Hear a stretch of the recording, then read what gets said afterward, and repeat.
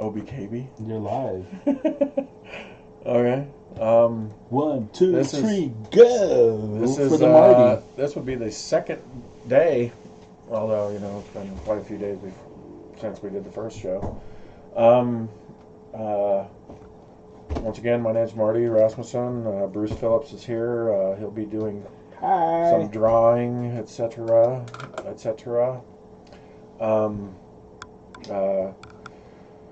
We we have a, I don't know, what would you call it, business? We just spent an hour trying to figure out how to get audio to work. Yeah, that's true. But we are from Burnt Out Studios is our name. We do several different stories. In the first episode, we talked about Shattered Time, which is how me and Bruce met. I was looking for artists that could draw or illustrate this story. Shattered Time is a rather large story. It started out as 4 novels and turned into 8 graphic novels, which I thought would be really cool to see. And after me and Bruce met, we actually started talking about other things that we'd like to do besides Shattered Time. We both, as far as politically, we both consider ourselves libertarian. Although there seems to be a spectrum of libertarians anyway. Yeah, I'm probably more libertarian conservative. Yeah, the right-leaning, left-leaning. Me, I'm not really what I'd consider religious. I don't attend any church, and usually libertarians that are more conservative are in a church of some kind. Church going, yeah. It's kind of funny that when you say libertarian conservative, that usually means that what they disagree on is the abortion issue, pretty much. Yeah. Probably. Pretty much. But I think sometimes people, they call themselves libertarian until they really realize what libertarian really, what people really think of as far as libertarian goes. Just, hey, let me do my thing over here, you can go do your thing over there, and as long as you don't piss me off, we're all good. Right. And if that happens, then we're gonna have words and confrontations. Right. And so I think people like to call themselves libertarian until they realize it's that extent, and then they like to pull back. Or maybe you're like, maybe I'm a little more conservative than libertarian, and yeah. But they didn't want to call themselves Republican for so long, right? And so they were trying to call themselves anything but that, right? And so they thought, I'll just go libertarian until, oh wait, no. Right. So yeah, I mean, so we started discussing, our political viewpoints and stuff, and we wanted to do a story or a comic book that was more focused on the, our political viewpoint, and this will probably piss a few people off out there. Me and Bruce, we both were Ayn Rand fans, and and he just spoke an unholy word, right? But one of the things that was what I wanted to do was write a story set in a dystopian future. So it was, it's kind of like an Ayn Rand Atlas Shrugged type thing, but at the same time, she's not the only one that's written about a dystopian future. I mean, there's millions of stories out there set in a dystopian future. But anyway, A Town Called Liberty was what I came up with. It's my predictions of what the future is going to look like as we continue down the path that we're taking, because I think the you say stuff that you hear about things like animal rights, or trying to run completely on green energy, or there's a lot of different subjects out there, and when you first hear about these things, you think, oh, that's crazy, and we're never going to end up like that. But the further we go in history, the further we run into the future, the more we become these stories that I write, and it's just weird to see these predictions kind of becoming true. A town called Liberty. It's more of a traditional kind of comic book, because it's not like a graphic novel where there's hundreds and hundreds of pages. It's just each issue is fairly small, and it's about like I said, a dystopian future. Each one,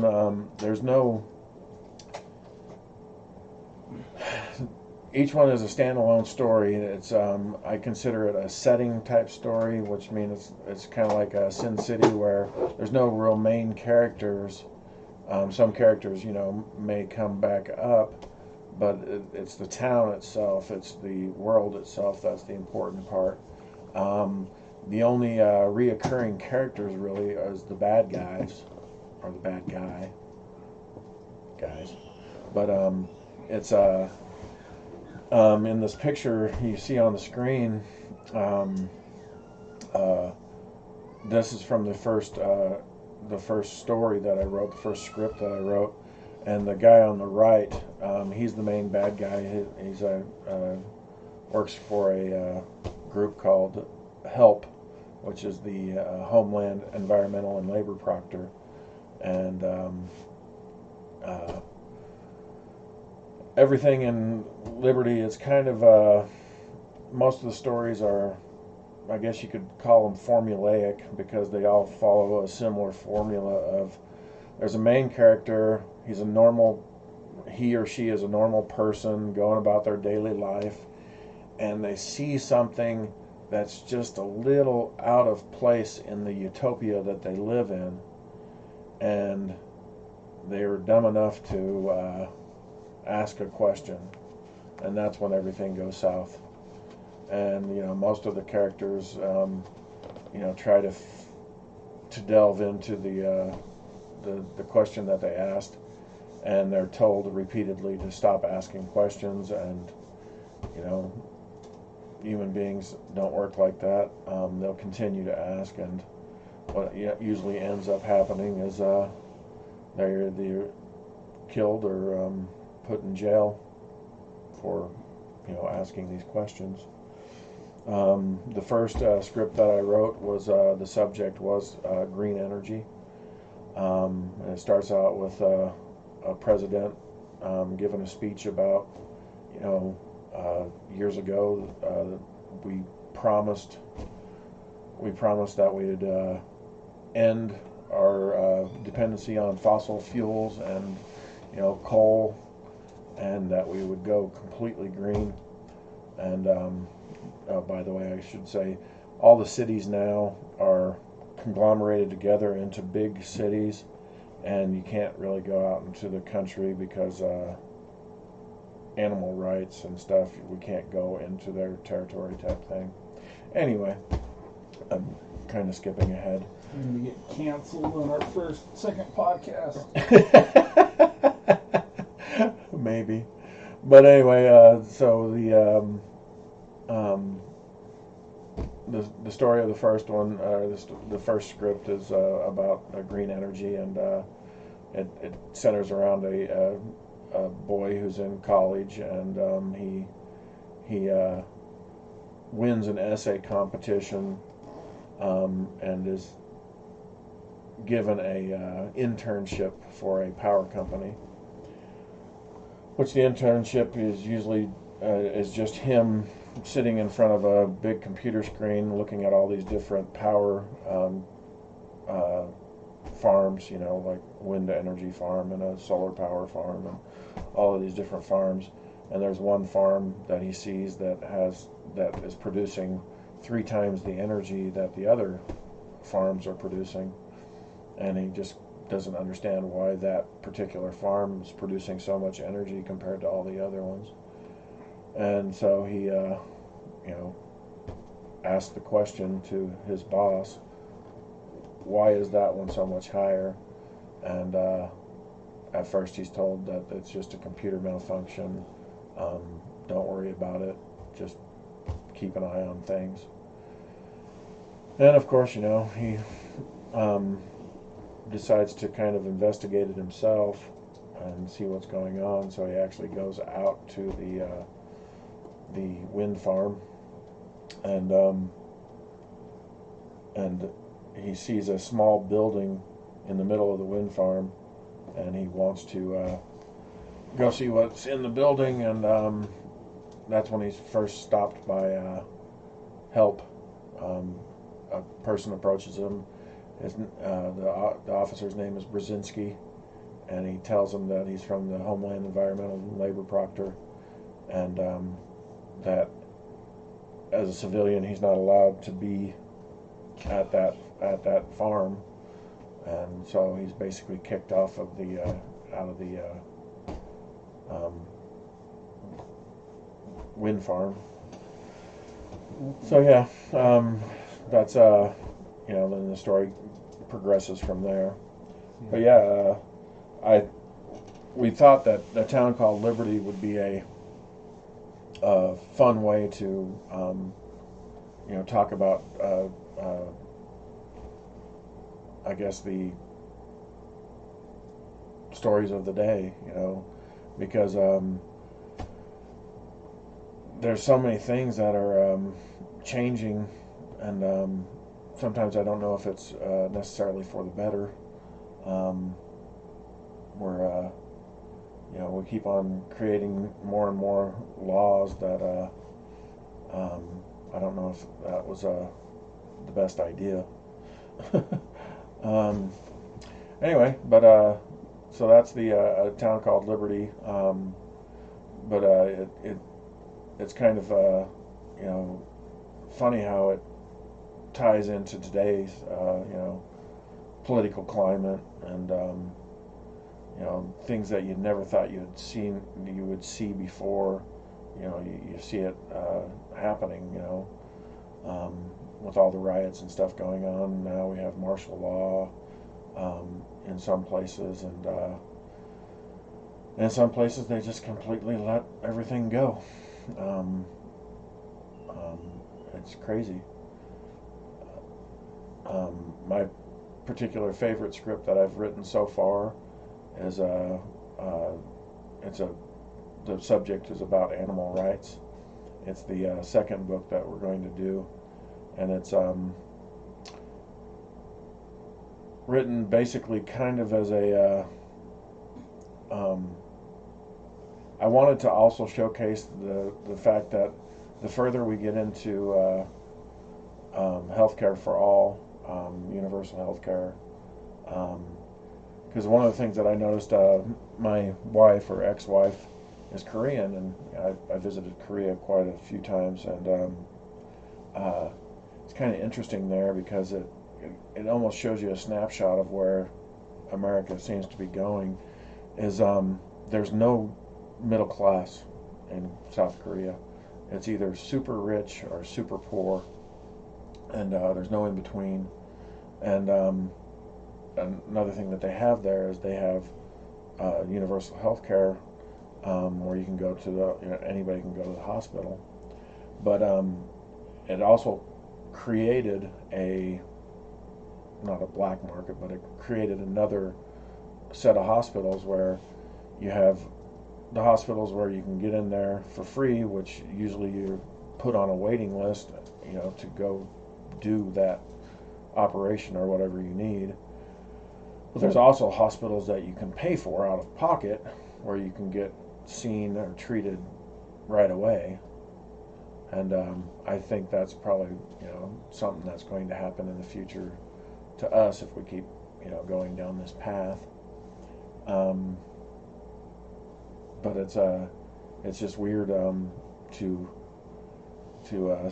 see these kind of things taking place. But anyway, in the second book, I wrote it as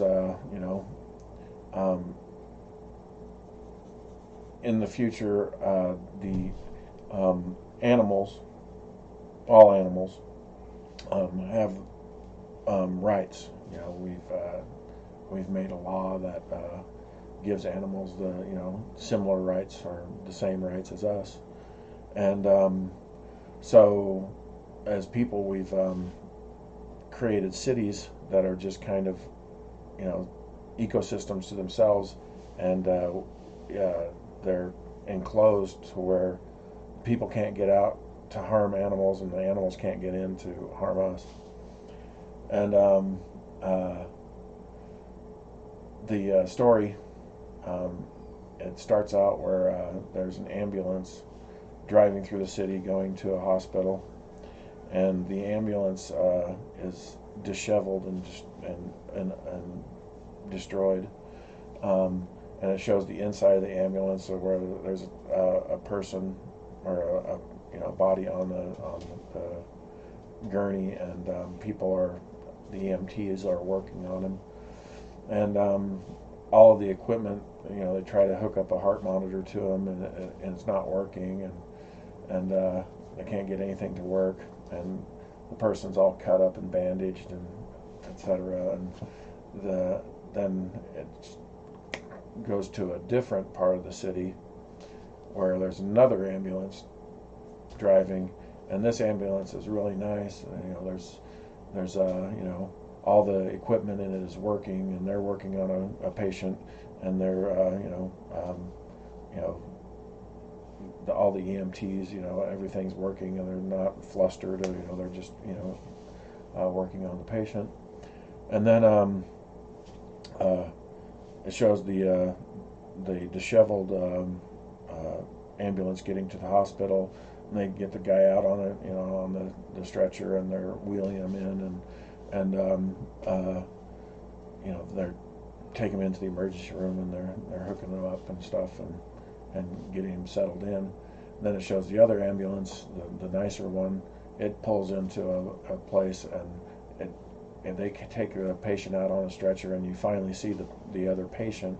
The other patient is actually a raccoon, and the raccoon has an head injury of some kind, and they wheel him in there, and they start working on the raccoon to save its life in this veterinary office. And the reason that I wrote that story was because veterinarians work in a free market where everything is paid for. It's just like if you compare regular hospitals to people that do plastic surgery, etc. Usually the plastic surgeons are better equipped, have better equipment, have newer, more modern equipment, more modern techniques. And the one thing you can say about plastic surgery is they've actually cured things compared to the other hospitals who haven't cured anything in a long time. I mean, you can honestly say that plastic surgeons have ways to fix a person's sight, the way the person looks. They are, they can do their job, etc. Anyway, so that's in that story, the man who was in the ambulance, he wakes up in the hospital after getting there after whatever operations they had to sew up lacerations on his face and stuff. And while he's in bed recovering, he's watching the news, and the news is showing a story on the news saying that a vicious madman attacked a raccoon in the park and it was an unprovoked attack, blah blah blah.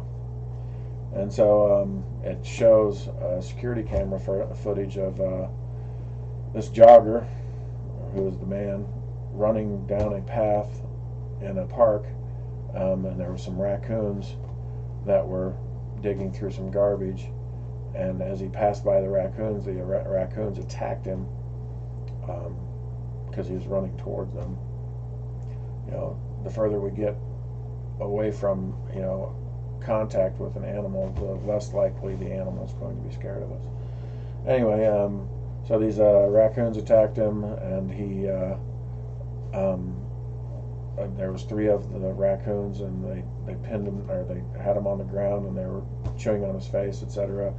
And he finally defends himself, and he ends up kind of bashing one of the raccoons against the ground, and the other 2 raccoons run away, and that's when the ambulances came and picked up the raccoon and the person. So he ends up going to court because the general population wants him arrested and put in jail for animal cruelty. And so a lot of the second book takes place in a courtroom setting as he's trying to defend himself against these charges of animal cruelty. So, you know, anyway, that's basically what the second book is about. I always find it fascinating. It's like, I don't know, you know, well, never mind. What were you going to say? Just, you know, I mean, Rogan talks about it all the time, you know, about hunting, you know, and why it's important. Yes. And I just imagine, you know, it would be laws to take away that. Yes. And so then we'd be overrun by animals. You know, there's places in like Norway, up in the Arctic, where it's illegal to go out without a rifle, I think, because of polar bears. Well, yeah, that would make sense. You have to take a firearm with you to protect yourself, because they come right down into the city. You're right there with them, and it just seems like we always say we're going to, you know, well, if we stop the shooting, you know, hunting, then they'll be safe, but they'll just come where you're at. One thing a hunter-gatherer will always do is go for the easiest way to get food. And right. Your garbage cans are a lot easier than hunting and tracking down a rabbit. Correct. You know, or just fighting anything, you know. And he's just concentrate everybody in the cities, you know, just have them in the cities, and then you're still going to need people to go out and take care of them. Mm-hmm. But now you're going to force somebody to do it in right. the government, you know, to go and cull a herd, and you're going to get somebody who is going to be traumatically. Well, I mean, you know, in the dystopian future that I was thinking of was that the government takes care of that kind of stuff, and places that are, you know, like dangerous, like you were talking about with, you know, Norway or whatever, we just simply moved away from that, you know, and concentrated everybody into these cities, basically living on top of each other. Right. You know. But they still, like I was saying, it's just it would attract the animals. Oh yeah. Yeah, it would definitely attract animals because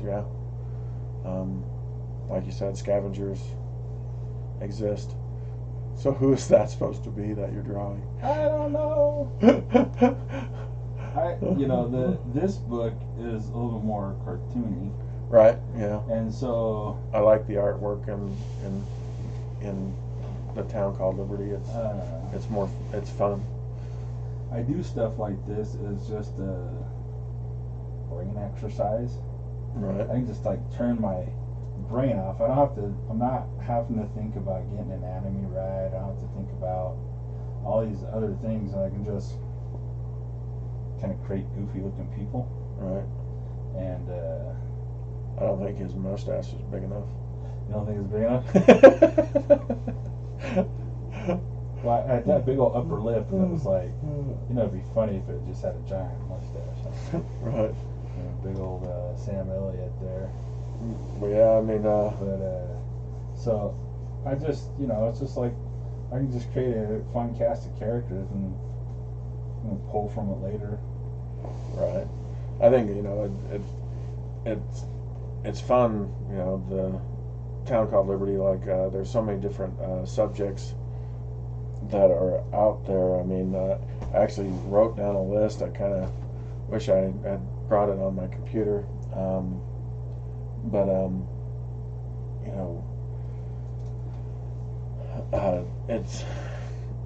it's crazy to think there's things that I never thought I'd ever see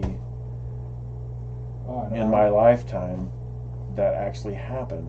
When we were first thinking of the story, I mean, even that one, we were just kind of getting ridiculous, like what would you see in a crazy sci-fi movie Mm-hmm. about it, and well, let's just take this to its farthest extent. We didn't think we'd ever get to any of this stuff. I mean, Well, I remember a few years back there were, some people were trying to put in legislation so that you could go sue a hunter posthumously for the animal for murder. yeah. And it's just something people really are into. I know that Well, it's funny because I have favorite movies and stuff, and I remember one of my favorites about a dystopian future is Demolition Man with Stallone, and Snipes. I thought they did a real well on painting the picture of the future, because This brush is nobody was eating. Nobody, except down in the sewer, Right. nobody was eating meat anymore. Right. I don't even know what the hell you would call what they were eating. Rat. Oh, No, up there? up, Probably yeah. soy based. Yeah, it was just some kind of soy based. Yeah, and there was I think there was vegetables, but when he went to that, there was that one scene where they went to Taco Bell and it was just some little small thing that was it was colorful, but Right. there's no tacos or burritos. That should have been at a Taco Bell, but that's sometimes I wonder if sometimes you don't have to create a law. You just have to create a movement to where you push everybody into that direction, and it just kind of happens. There's things that I thought that I never thought I would see. I mean, one of the catalysts to these stories and stuff was I still don't understand why we got rid of the incandescent light bulb. Because when we did it, we got rid of the incandescent light bulb, made it illegal or whatever. So these companies had to stop manufacturing that, and immediately they started manufacturing the compact fluorescents, which were those little twisty things. And you would go into a room and you'd click on the light, and instead of having immediate light, the compact fluorescent would have to warm up, and then finally, after a minute, you would have the bright that you were desiring, the brightness you were desiring. I mean, yes, later we did get the LED lights, which are great. You know, they're just like the original, they're just like the original incandescent light bulbs. You click them on, they're on. But it's like, I just don't understand. What was it about the incandescent light bulb that was a hindrance or some? What was it harming? I'm assuming it was energy expenditure. I'm just assuming. I'm assuming that it was. I guess that it took too much electricity. Yeah. I don't know. Maybe that's it. I don't. It seems strange to me. Well, a lot of things are strange. And then, we've gone back and forth on the electric car 1,000 times, and I have nothing against going to an electric car, but it seems like we can never get it right. And there was that one documentary that I can't remember when it was. It was probably 15 years ago now. And it was a documentary called "What Happened to the Electric Car," or the Evo. And it was something, yeah. And it was it was like the Evo. It was like EV or something like that. It was a very specific car. Right, and they actually were building gas stations all across America, or I guess it's not really a gas station, it was a power station.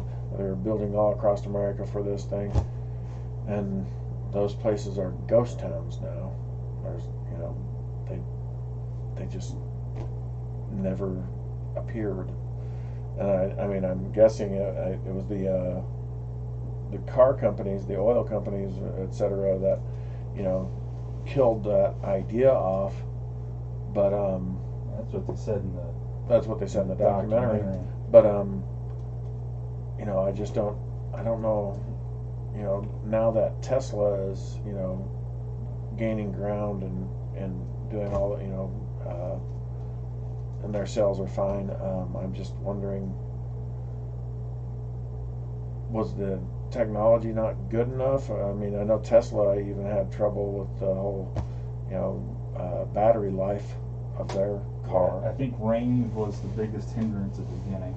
Yeah. Spending that much money, not a lot of people have enough, have $80,000-$90,000 to spend on a vehicle that's only going to be used in the city. Yeah. That's what you were buying back then, as a car that was only for the city, unless you wanted to take, a trip that was 6 hours and make it 8 hours, 9 hours, because of how long it takes to fill up the battery. Yeah. Yeah, range has made a big difference, because now you can actually go, and you only have to stop maybe once or twice on a decent, power charging helped a bit. So you can stop now in 15-20 minutes and get 80% charge. Oh, that's cool. So how many people stop and get gas, go into the mart anyways, and get a little something, a little snack, and you're waiting in line, and you're almost there not much longer than that now. Right. So you can actually, go plug in, go get some snacks, come back, sit for a minute or two while the car finishes off at 80%, and then you're back going again, and it's really not as big a deal. Right. So, yeah, I can see where the benefit of it is now, whereas back then, it really was just for people who drive around town. And then a few, special people that have charging ports at work, Right. or close by, and that was another thing, oh, just leave it at our garage, charger garage, go to work, but it's six, it's a good walk away from work, and now you gotta walk. What, unless you're The one thing that so green. The one thing that I think is cool, at least about the electric car, as the technology improves, it's going to get better, is that it's in the free market. It's not being pushed as by some government agency, and that's the way I think these things should play out. Well, yeah, the free market. Because I was listening the other day. Somebody was talking about in the news about here in Utah. If for those that are watching, if you didn't know, we're in Utah. They were talking about expanding the light rail more, and sometimes I don't understand necessarily. We have the front runner and we have light rail. We sure do spend a hell of a lot of money building these things and making no money on it afterwards. Yeah. I mean, they put in a express bus lane right here, and that actually makes more sense than building all the other stuff. They put an express bus lane in. They put it to vote, and the city they voted no, but they said no, you need it anyways. So they still built it. Construction delays, all that stuff, Right. And there's no more people on it than were before, and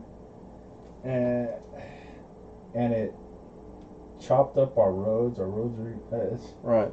It's just ridiculous. You have that ridiculous thing down the middle of the road, and then they put the bus stops in the middle of a 4-lane busy road. Now people have to cross the street into the bit to get to the.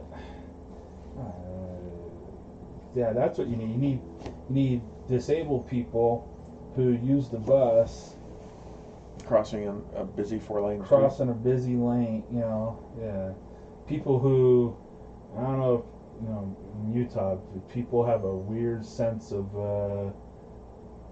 if you're walking, they're not seeing. Our car was down for a good couple years, and we walked everywhere. Had to go get groceries and stuff, and we figured out very quickly that when the light turned green, you always waited a second before stepping out into the street. Nobody ever looks. Nobody looks over at the side to see if there's people going to cross the street. And then when you've been out there, you got to keep paying attention. People come flying around the corner.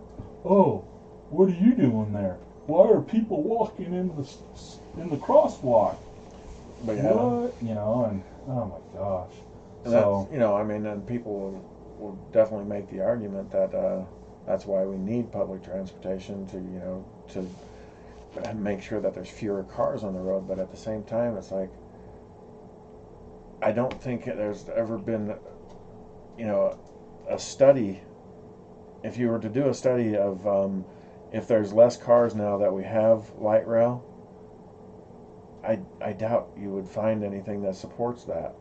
Oh, because my thing is not so much. I think the reason why you would push electric over anything is for the autonomous driving. Oh, and then there'll never be an auto accident again. Yeah. Unless it goes off the rails and crashes, yeah. Crashes, but that never happens. No, in Utah that happens quite a bit. I mean, they don't literally go off the rails, but there's been, I don't know how many, at least 5 to 10 that I can think of where a train hit a car. Right. And then there's several where a train hit a person.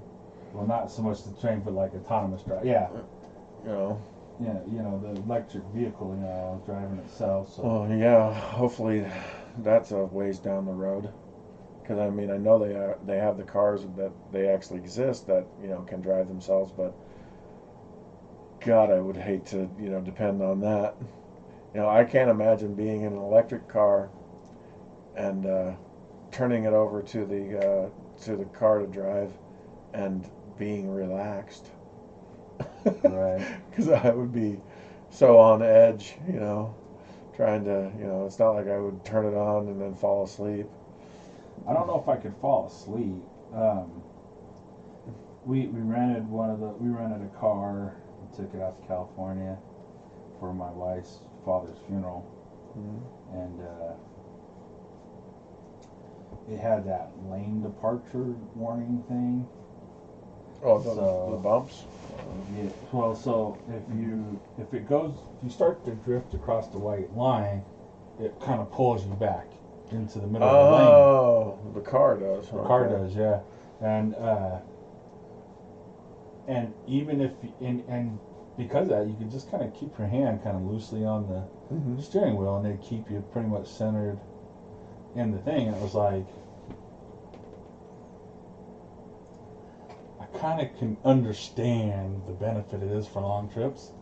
Yeah. Kind of make it kind of But a little nice. Does that make it better for drunk drivers to not look drunk? Oh, it just makes it easier to be a drunk driver. Yep, that's what I was saying. That's probably a good investment for drunk drivers. That's just conspiracy theory stuff. That's probably a good You just idea. want more drunk people on the road. That's all. Yep. You're just wanting to be able to go out and party and get drunk and just be able to get in your car and Drive on home. Take me home and not have to worry about it. Yeah, I mean, that would be nice. But yeah, I mean, it seems like all of these things, though, these really cool, technologies and stuff, it's only going to happen in a free market where there's a demand for it. Well, a lot of it too, and people don't want to ever admit it though, a lot of it gets invented at the military level, and then once I guess they have, I don't know what it's called, time periods on things, Mm. and then they have to release the technology or something, or it gets obsolete. I don't know what it is, but then it's all of a sudden it's like, oh yeah, so we've been using this technology for this, now you can use it, and then private companies get a hold of it and go crazy. Well, yeah.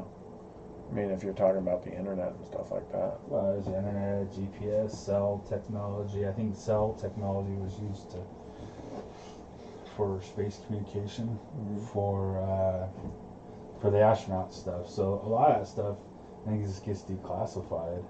Yeah. And if you listen to Rogan, Mm-hmm. those guys say that it's all backwards engineered from alien stuff. Well, yeah, I mean, that's, maybe a possibility, who knows. But, Rogan. I used to be a conspiracy theorist. Not no more. But listen to this guy. That's amazing. I love Rogan. And then he has what's his name on it. He says, "Don't be fooled by him. He's still into all that stuff." Yeah. Yep. I'm trying to figure out, is that guy's chin All the way down there. goes further than his goatee? Uh That's just weird. huh. But yeah, I mean, I've seen those guys do like a little soul patch, but look extra long. no. Nope. That guy definitely has a horse face. No, it kind of reminds me a little bit. Reminds me of the guy from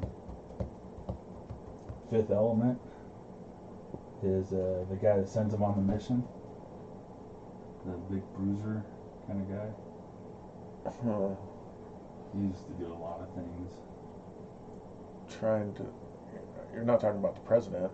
No, the colonel or the colonel or whatever that comes and Yeah, and then it gets frozen. Frozen in the fridge. He's like, Lieutenant so and so's gonna go with you. No. Right. She's gonna play your wife. Yeah. That's one of the best movies. I know a lot of people don't like it, but I like that movie. I don't know of anybody that doesn't like that movie. Yeah, I've seen some stuff that said that's bad science fiction. You're not talking about critics, are you? Yeah, those guys. Critics suck. Yeah.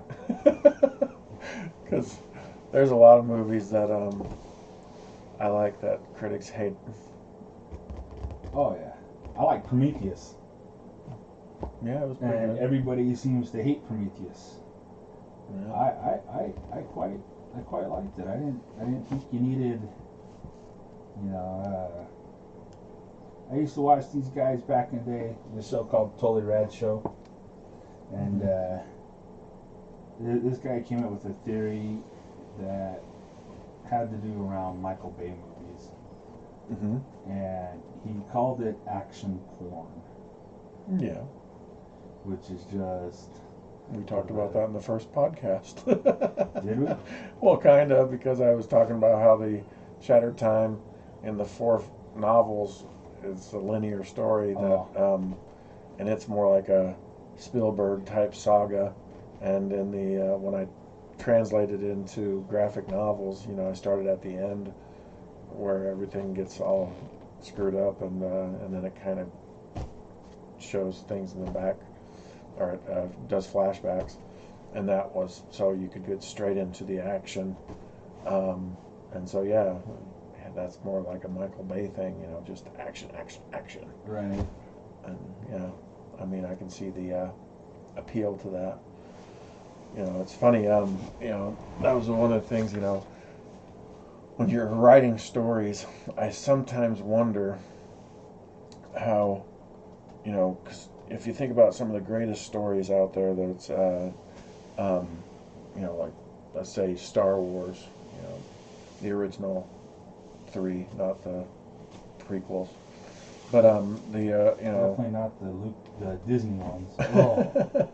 Well, anyway, what goodness. Basically that story is talking about, you have the evil empire, and they created this socialist universe, where they they're the dictator over everything, and you have these the rebels that are trying to rebel back to a free society type thing, and that speaks to so many people. I mean, that creates a great story, and I often wonder, are there any socialist story sagas?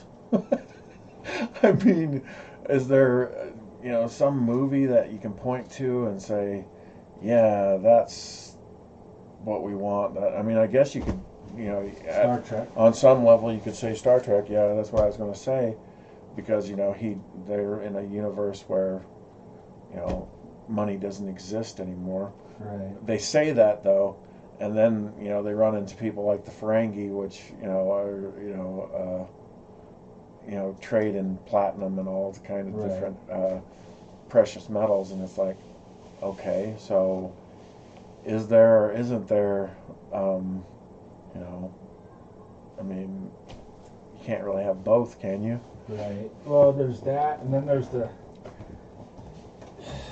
Because everybody wants to be. The thing to me is that in the society that says you can't have you above the other person, yet nobody wants Worf commanding the starship. Why? What do you mean? Well, not until he grew up, right? But when the first blow him up. I mean, that's his first reaction to everything. Right. Shoot him. Shoot him. Picard's like, let's talk. Right? Right. I mean, there's still a hierarchy there. There's still a competence hierarchy. And well, damn it, somebody has to be the janitor. And in a society like that, well, what if he wants to do this, command the starship? Right. How is he relegated to janitor instead of being, well, there's tests to take? Well, but doesn't that now create a division? I don't understand that. I understand the theory behind it of, well, but you're still, everybody's taken care of. But there's this one. But the idea isn't the idea that I get to do whatever job. I mean, right. I don't understand that disconnect. I don't know. I mean, maybe I'm just not in that world. I'm just missing it. In that world, I mean, yeah, you're supposed to somehow be. You now have the freedom to do whatever hobby, whatever thing, that makes you happy. And I don't know. I mean, especially since they have replicator technology, so nobody will starve any longer. But I mean, I wonder how do you? I mean, that technology to basically create everything on a molecular level, so you could really, literally recreate meat, so you could eat. Well, they're supposed to be able to create all the platinum you ever want. Right. Anyway. Right. Yeah. It's oh, there it is. There, I was going to say that there's one movie that I saw on Netflix once, and when I first saw the preview for it, I thought, that it was.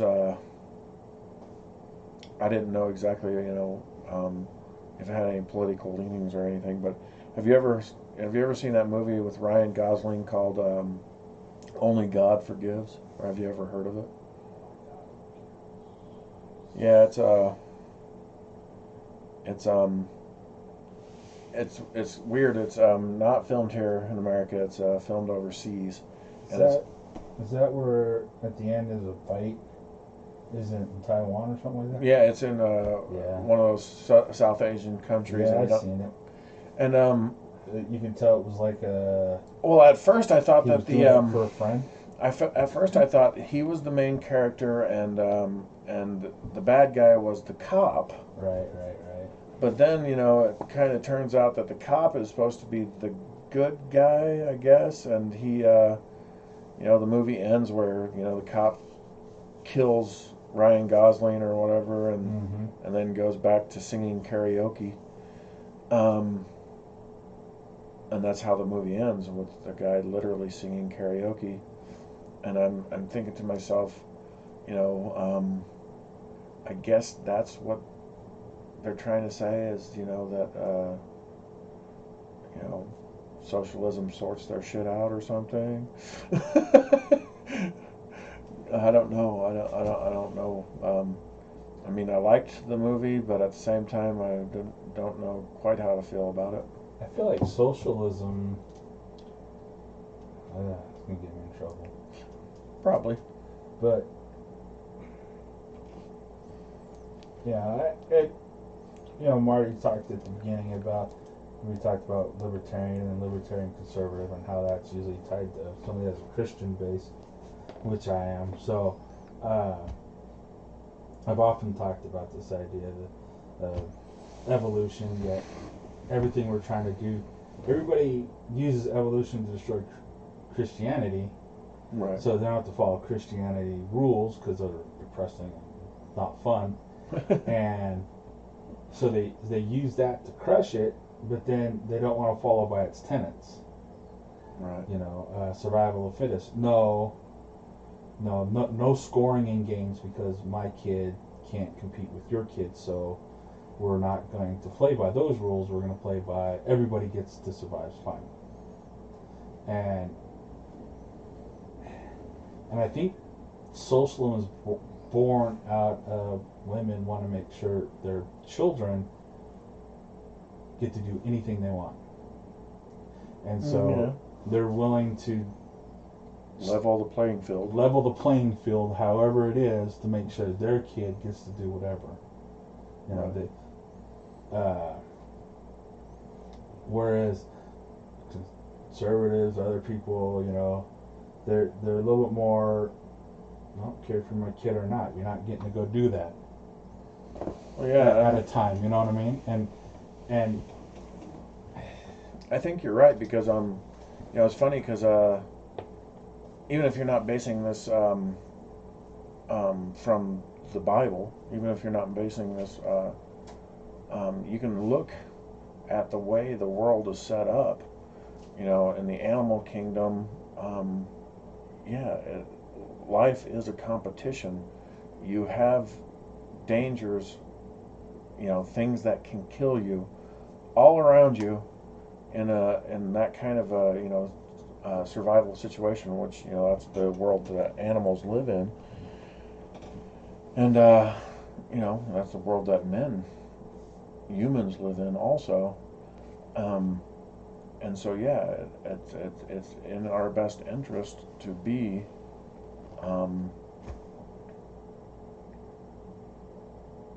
the dominant species, or the, you know, and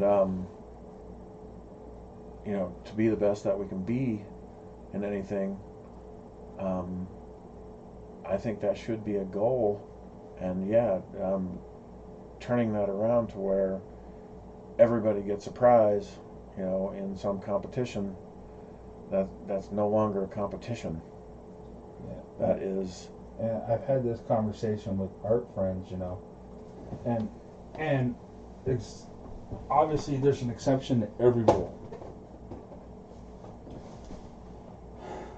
How come it seems like our best music, the best art, the best any of that stuff comes from people that are tortured, drug-addled, you know, came up from the worst situations. Right. It's like, do they have to go through that to make the great stuff? Maybe.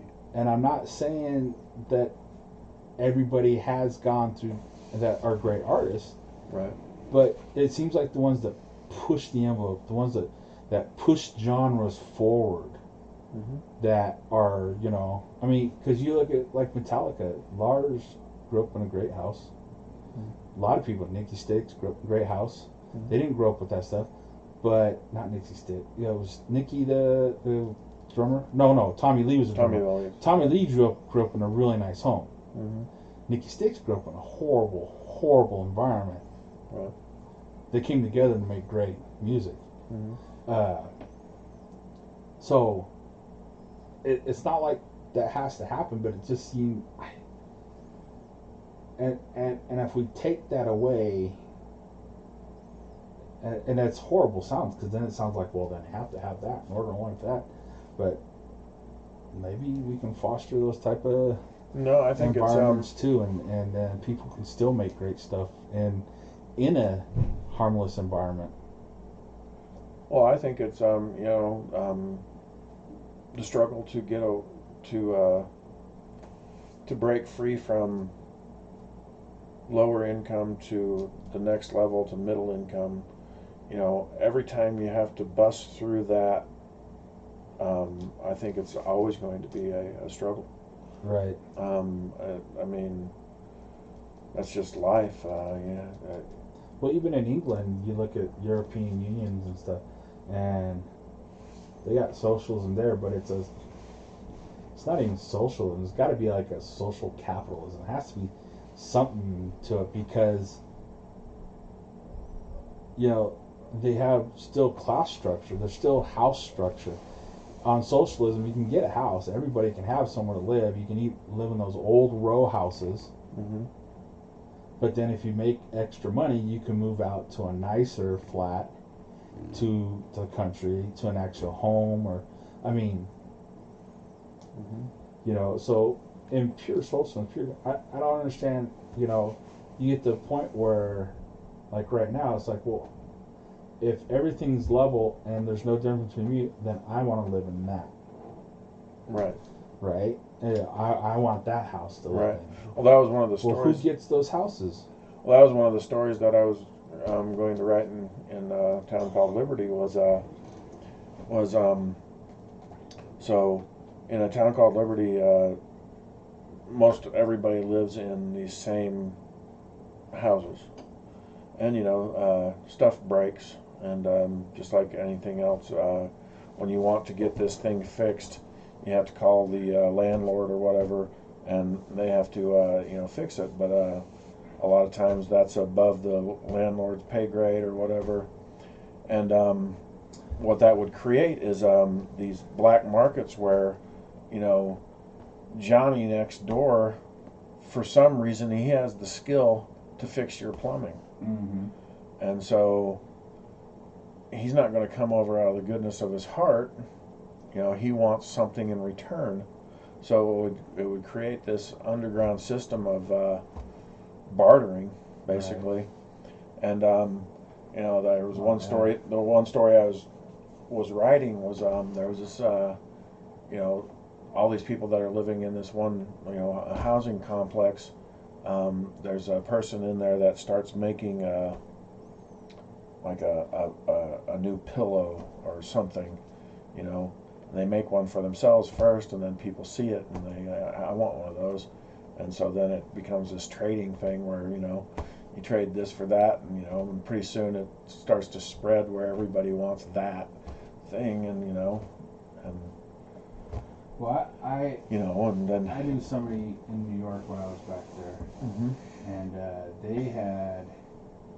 they were in Russia during communism, right? And she had a very good job. She said she worked for the party, so she could get extra money, and she bought on the black market all the time. Your thing just twisted. Oh, my. Oh, that's kind of cool. It's supposed to be able to go both ways, but this thing only works one way. Sorry, people. That's funny. Okay, let's just do this. There we go. I know it has a wheel on it. This thing has a wheel, and it's so sensitive that if I touch my arm with it, I like to put it underneath my arm because it's just comfortable to draw. And then I end up touching it, and then I gotta turn it all back around. I can't wait till we have two cameras so we can switch back and forth. Anyway, but you were saying about Russia. But the black market was a huge thing there. In fact, she talked about the fact that technically she didn't have to come to America, but she came because of the freedom. Right. And but yeah, the people don't want to believe that stuff exists in those communities. There's a great movie that Tom Hardy made, and it's called 43 Children.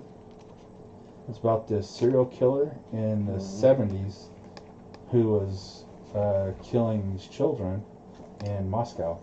Yeah. Or not, all throughout Russia, actually. Yep. They found that he was hopping trains and go kill. Yeah.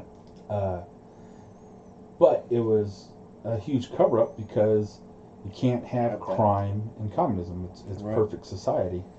And it was about the cover-up and the fact that it finally got exposed and blah, blah, blah. And it's like they have police departments for why? There's no crime, then right. You don't need police departments. Right. So...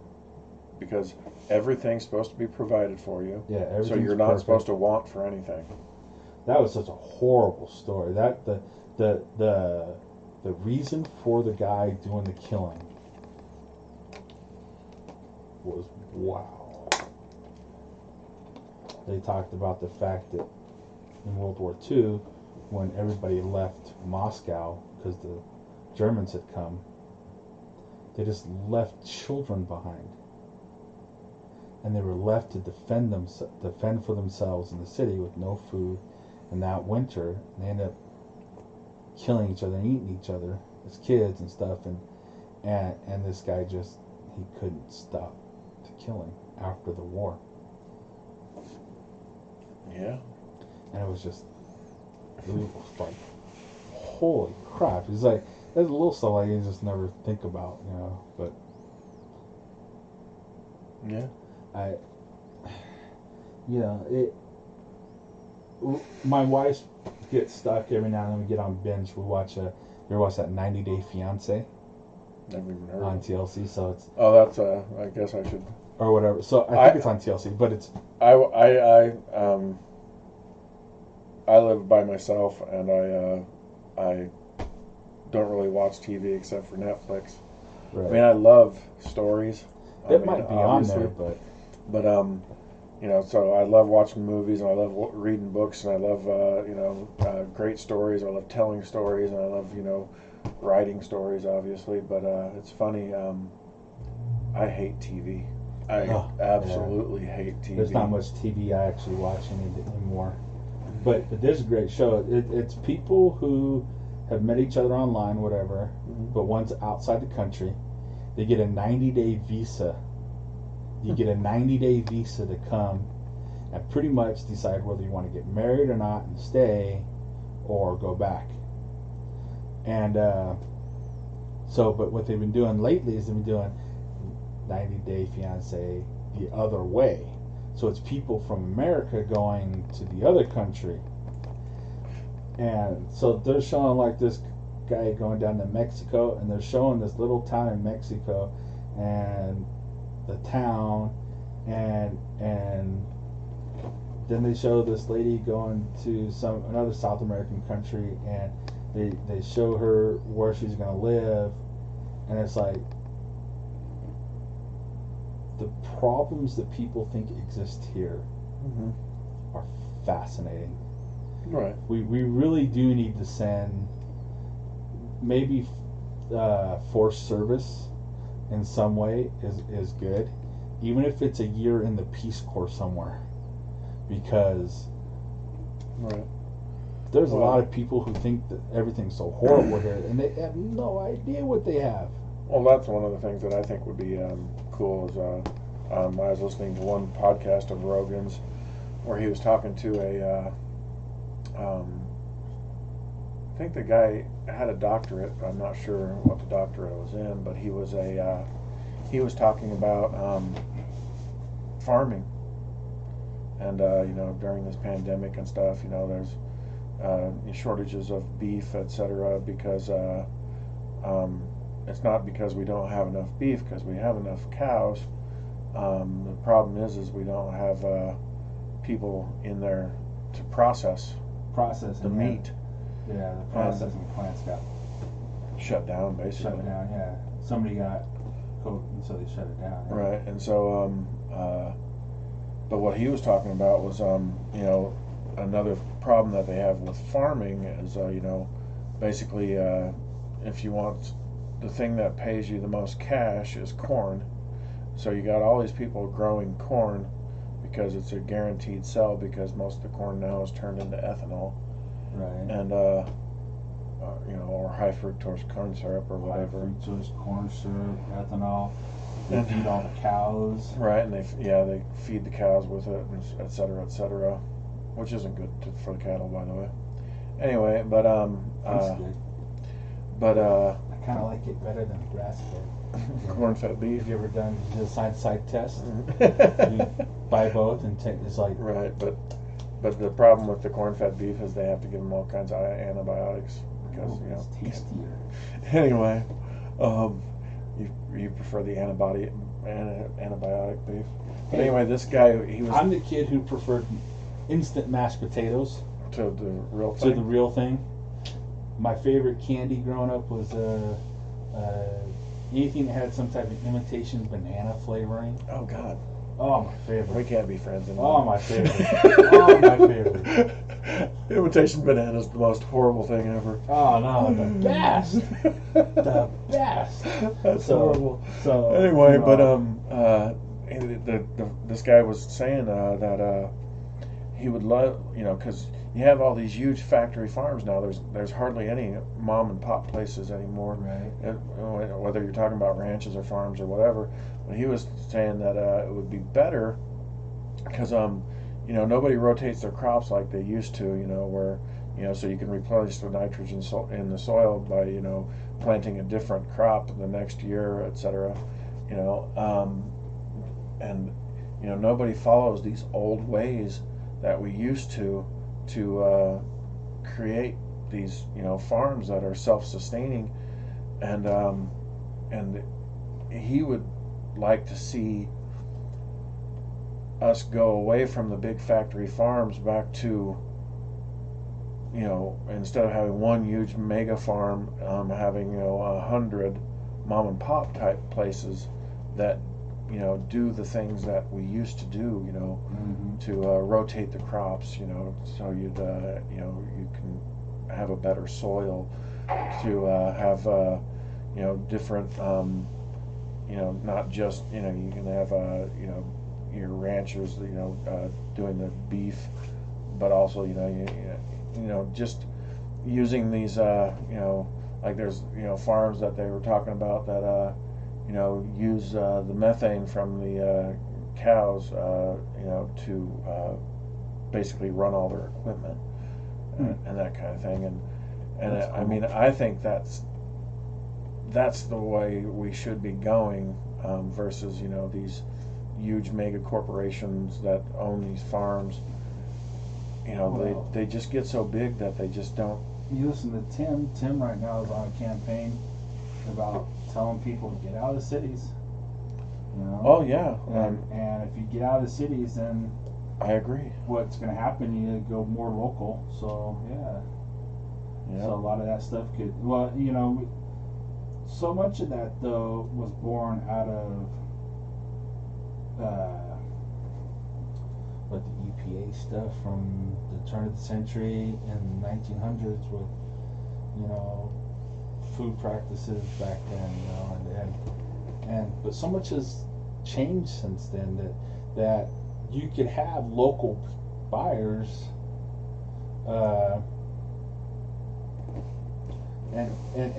we should be able to go to a farm and just buy from a farmer. I think that would be great.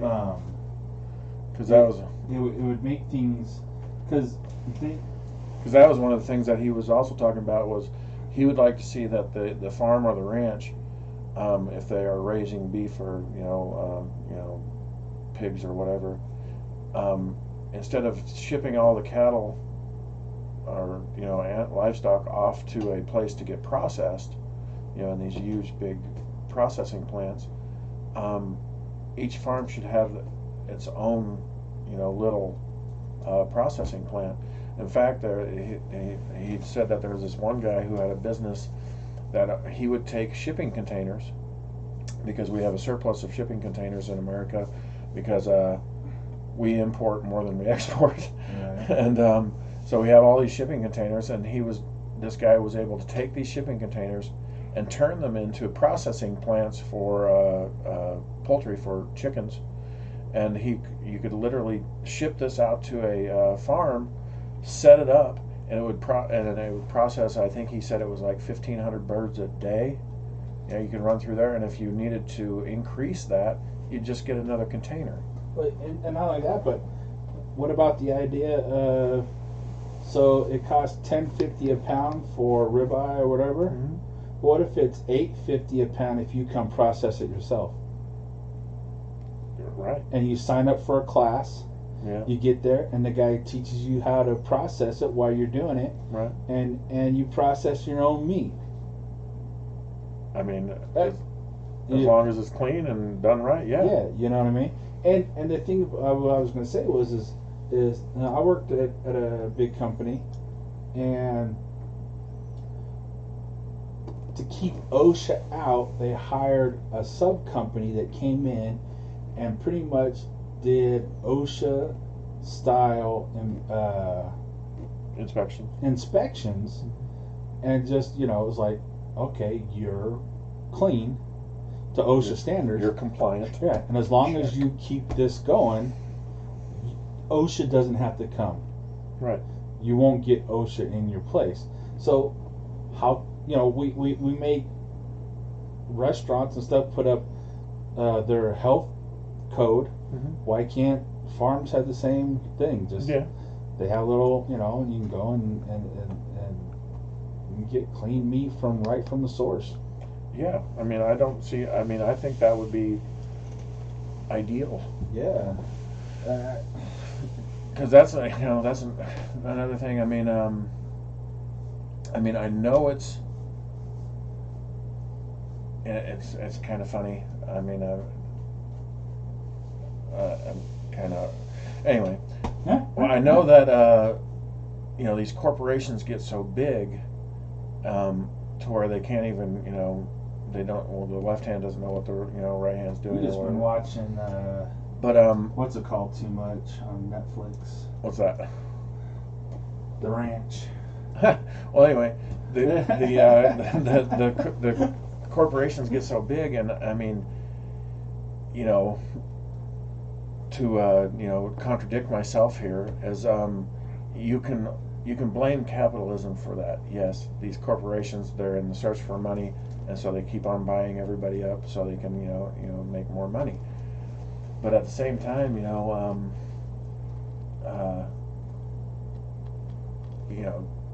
socialism, buys up all of that stuff, and then it becomes government controlled.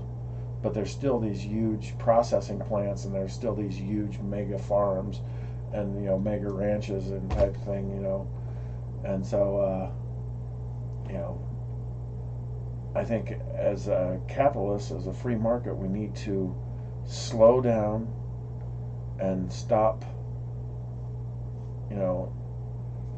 That's the one thing that I sometimes think that government's role should be, is to keep things from growing out of control and becoming these monopolies.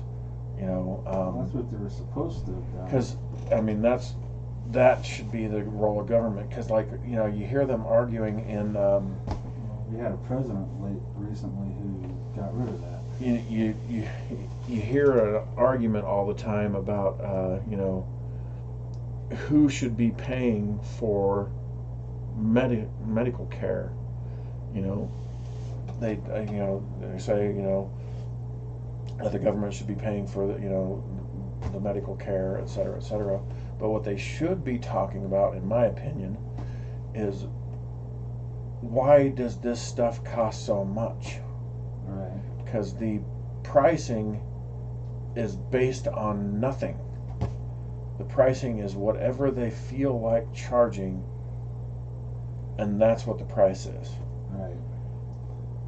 And that's what should be being talked about, is somehow controlling their pricing model. Because it's funny. It just needs to become. I work in restaurants. The problem, I think, is that, well, capitalism obviously isn't being allowed to work the way it's supposed to. The way that capitalism would work right is that other companies would pop up and say, "Hey, I can make that. I'm making that same thing, but ours is $10 cheaper." Right. And you'd be like, "Oh, well, I'll just buy theirs." And then the other company goes, "Hey, we figured out how to make it for $9, same quality." Oh, well, okay, I'll buy yours. But somehow they've, and this is part. I worked for a place. Sorry, I hijacked this, but I worked for a place that did rapid prototyping, and hey, flying an airplane is important. You want your safety, so you want huge. So they have these huge regulations on, if you make parts for a place like that, you have to have been in business for over 5 years, and you have to have a quality rating from the government saying that you make quality parts that can go into the airplane. And I think they do the same thing with pharmacies and stuff like that. Mm-hmm. So there's no way of creating competition. Right. And so in a way,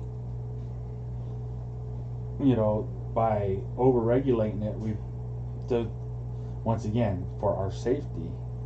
I think Right. We lose so much rights, we lose so much freedoms.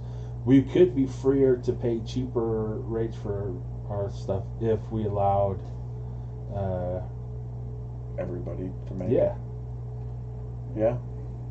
But one person has a bad reaction to this drug over here, and we're like, okay, well, nobody can have that one. Right. You know, it's like, well, just one person. That's okay, but this one over here that these guys make, 100 people had a bad reaction, but that was during the trial. It's okay to use it now. Wait, only one person had a bad reaction. Wait, no, but yeah, but we cleared them. Yeah, that. Right. You know, I'm just a little peon in my little apartment who Right.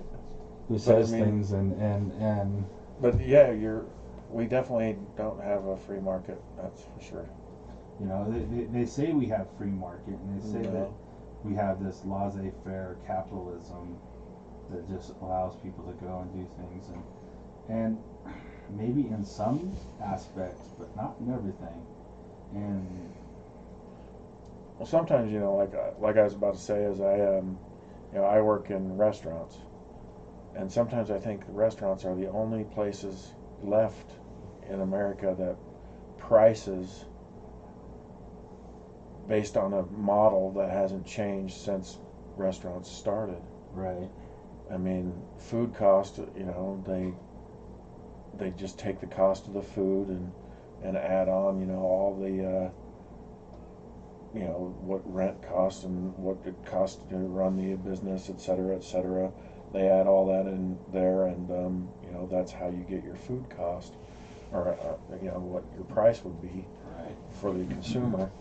And the margins are so slim, that restaurants have to be constantly, watched and maintained,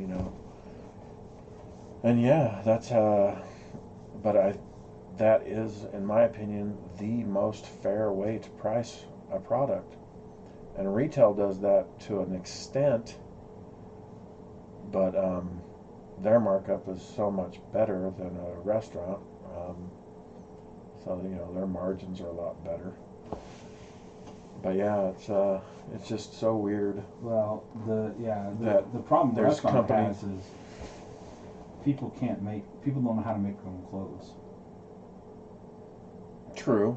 You know, I mean, some people do, but majority of people aren't going to take the time, and so they're willing to pay. You know, whereas with a restaurant, yeah, I'll just kick that home. Yeah. You know, and But nobody says that anymore. but nobody says anymore. Well, that's because we have. Restaurants are ridiculously. That's because the capitalism that gives you the job that now allows you to pay for all that food you're buying.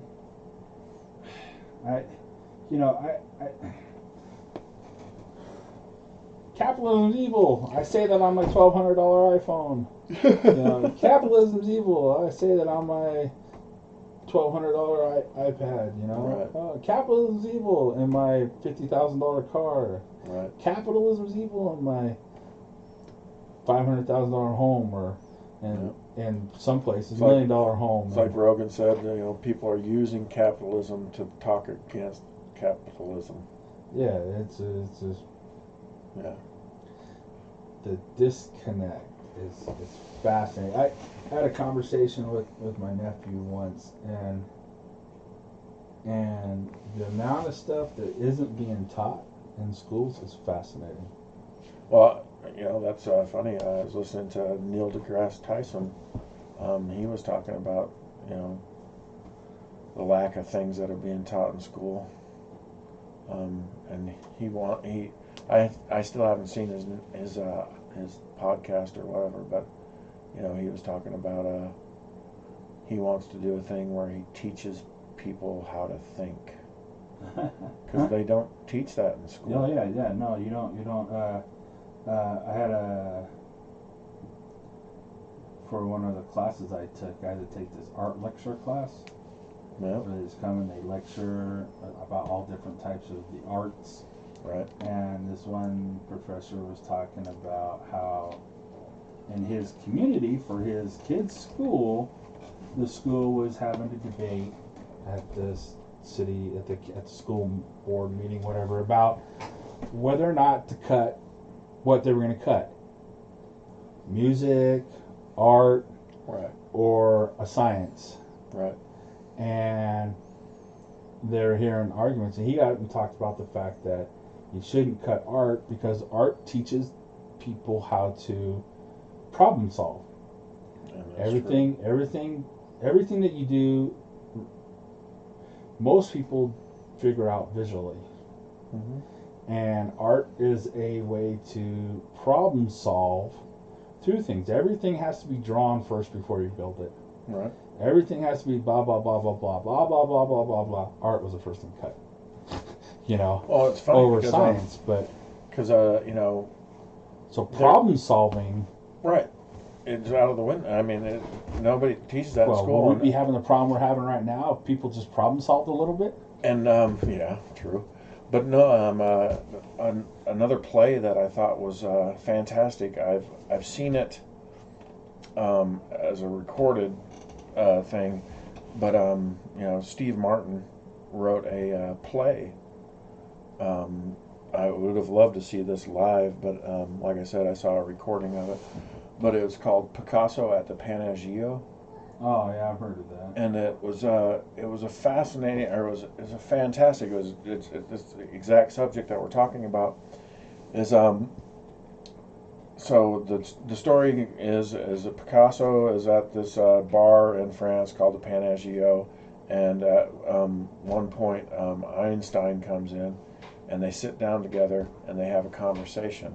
And the conversation is about which has done more for society, for the world, art or science. And and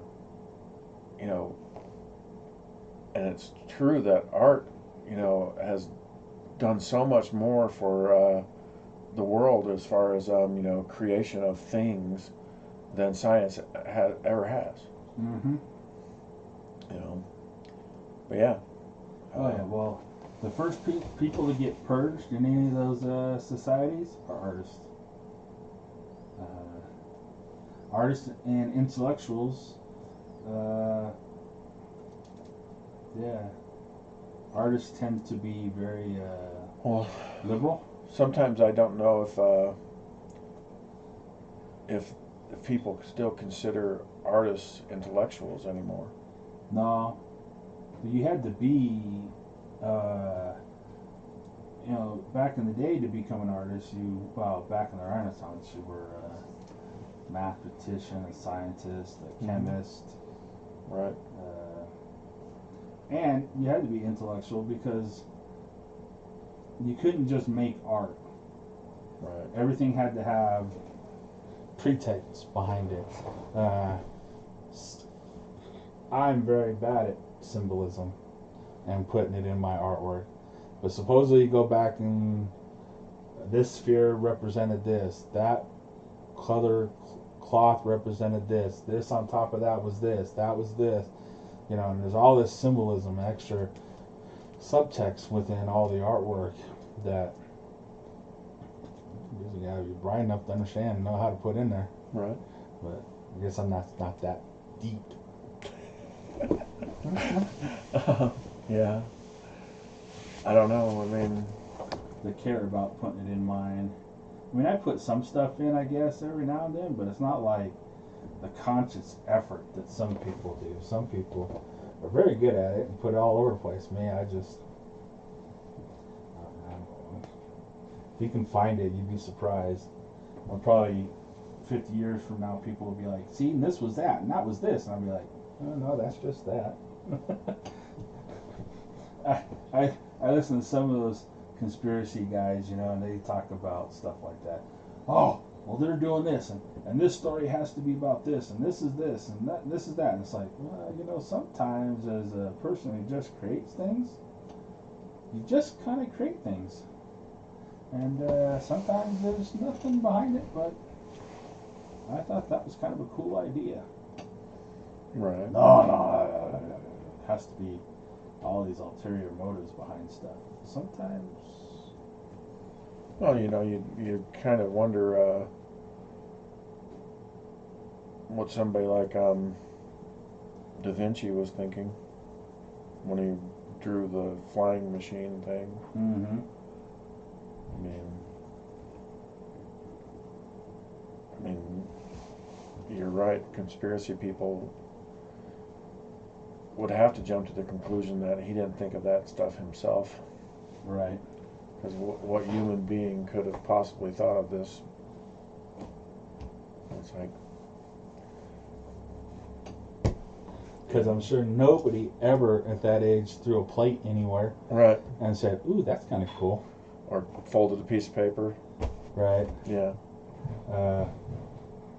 All you have to do is watch an artist doodle sometimes, like I'm doing now, and you'll start realizing, oh, because that was the thing that they can just start coming up with crazy stuff.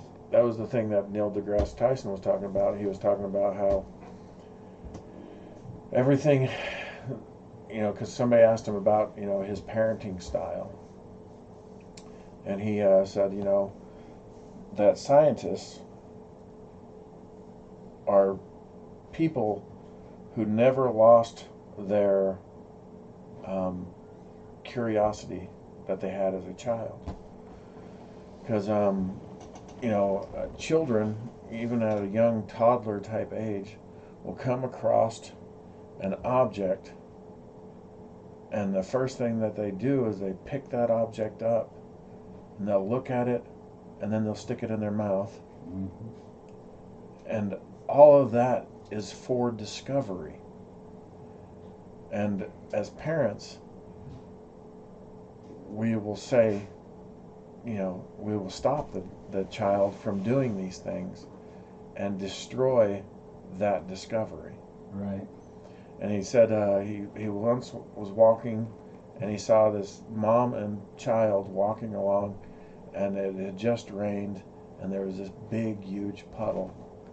And he was sitting there silently saying, "Just let the kid jump in the puddle. Just let the kid jump in the puddle." And sure enough, the mom stops the kid and says, "Don't jump in that puddle." And he's like, you just destroyed that discovery of, cause and effect, you're cratering, all of these things that you discover when you jump in that puddle and you displace something, all of these things that are science, you just destroyed all of that in that moment. And it's true. I mean, yeah. Oh yeah. I don't know if we're on any particular subject anymore. I don't know if we've ever been on one. We started out talking about, Town Called Liberty. Well, but now you can see how Town Called Liberty was created. Because we start one place and we go all kinds of crazy. Yeah, okay. And but that's one of the reasons that why it's better to do it as a setting story, like I said, where there's no main character. Well, I like the idea of, like, at the end of each story, you see the next character for the next story. It's like, it's just kind of, it's this thing that gets passed on. And my idea was, it was always, what was passed on was, there's going to come a point when the character that's now the main character is going to ask why. Right. And that is the question that nobody wants. Nope. Gosh, I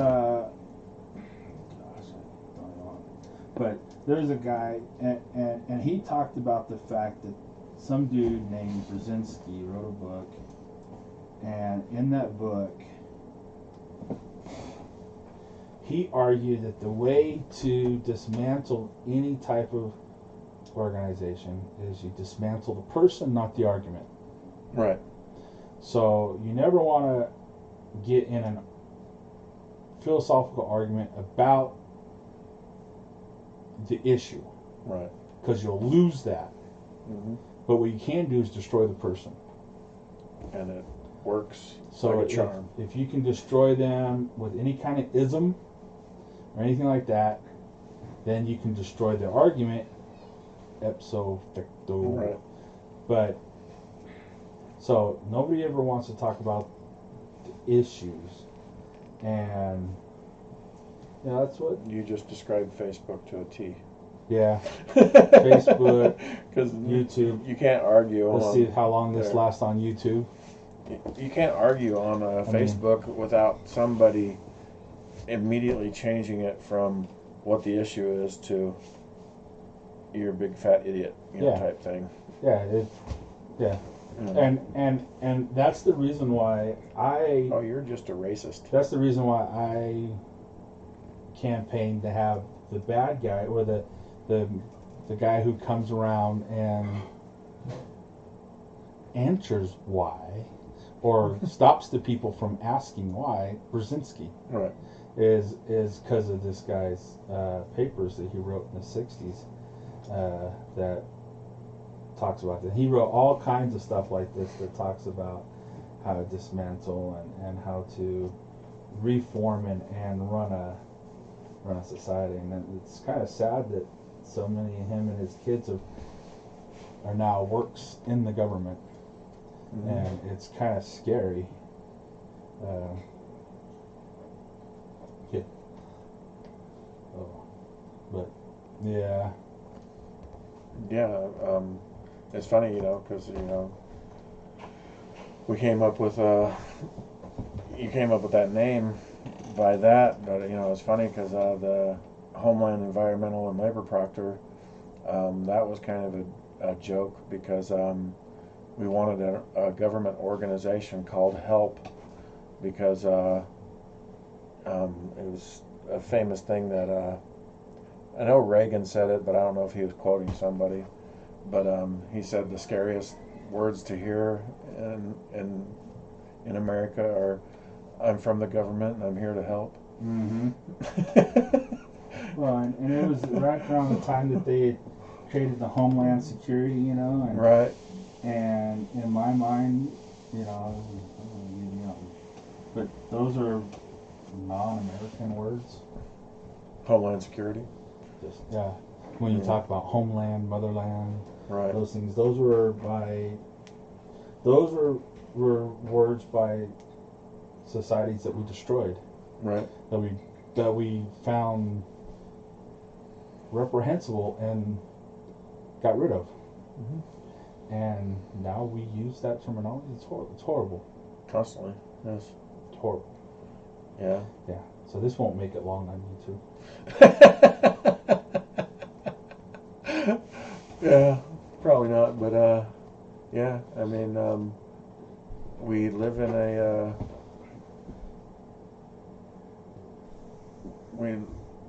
this is where we're living now. I mean, we live really close, or I live really close to probably one of the largest listening posts, data listening. Yeah, that NSA facility. There's an NSA facility right next to camp. What is that camp? What kind of camp is that?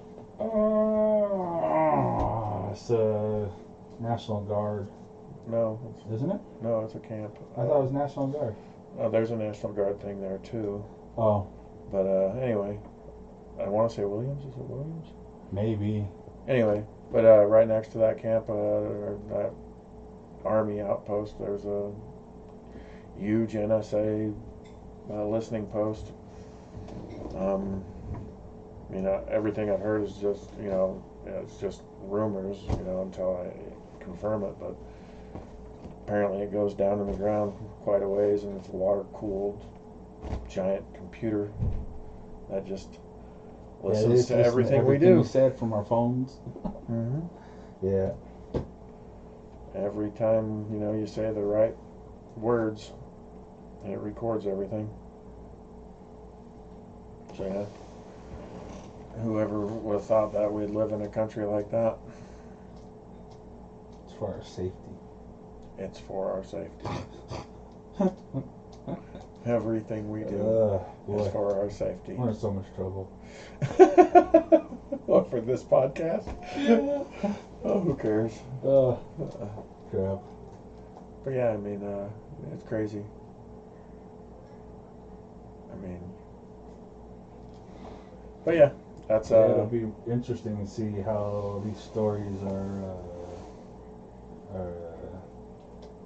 received. Well, I mean, I think, as far as if you put that, can you put that title page back up on the screen? I mean, I think the artwork and everything is fantastic. Oh, well, thank you. I mean, I think that would draw a reader in just to see that as a front cover or whatever. And yeah, once the reader's drawn in, that's the most important thing. Like you said before, the art sells it. The story keeps the reader reading. But yeah, I mean, do you have any other pages of Town Called Liberty? Yeah, I mean, I got from the first book.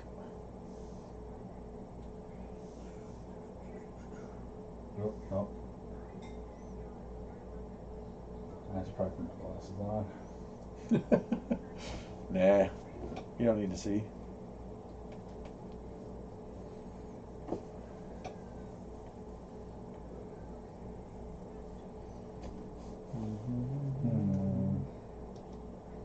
This would probably be the best thing to do.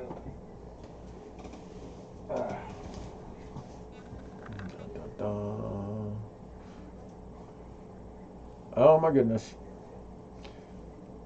So yeah, this is the. So that's farther. That's page. Yeah, this is 20. Yeah, this is further into the book. But you can see the title of the first series or issue is called Curiosity Kills. And when we first started this, we decided to go with a format where it was just that's page 1. One image at a time. Yeah, that was really cool. There's page. And the second page. And, that's the words are supposed to go along with it. Yeah. So that's a. You don't get to read it. That was a speech by the president. And this is that little girl looking out the window as they're passing into the city. The only way to get from one city to another city is on a train. And so yeah, they have these big bullet trains that go everywhere. There's some wind farms. And you can see that, on the surface everything looks fantastic. It's very utopian, perfect society. How come it doesn't go from it? Why does it always say page 20 up on the top? Anyway. Oh, it's because it's on one of these layers up here. Different layers. One of these is gonna be there. But I love the architecture and everything in this looks so fantastic, and but the people themselves, they're a little bit more cartoony than you'll see in Shattered Time. Yeah. But it makes it so their facial expressions and stuff just pop. Like, look at that expression. I mean, it's so great. It's Marty looking at a ham sandwich.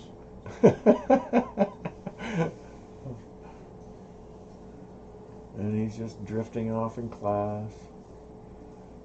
Let's see. Just like everybody else does in class. And that's the teacher, of course.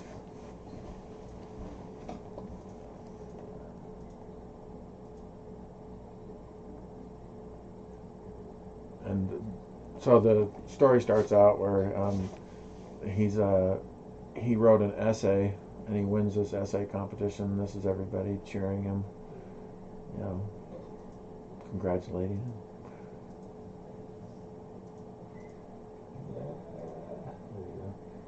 And there's him receiving the award. Yeah, winning his award.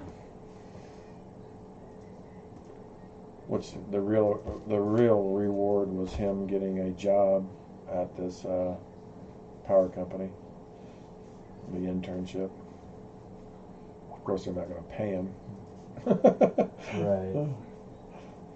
Oh, look at that nice tangents I got going on there. Oh, beautiful. Yeah. So if you know what a tangent is when you put two objects on the same plane together. So it now looks like his arm's attached to the awning. Right. His foot's attached right here. Yeah. Her head right with that down part there. Yeah, there's a ton of stuff I gotta clean up. This her sleeve should be going this way so it doesn't look like it's part of the sign. Well, it's funny because one of the things that right we can here. tell everybody is in this particular book, or since the main character really is the city itself, we actually used a computer. You can tell. We actually used a computer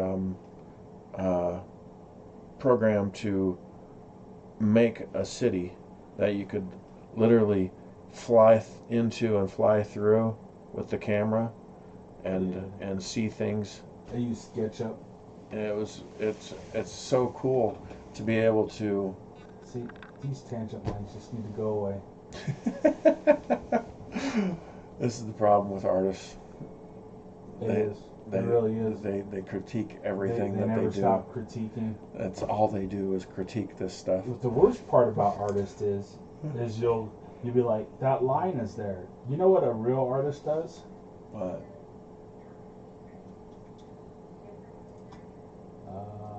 It doesn't have to be there no more.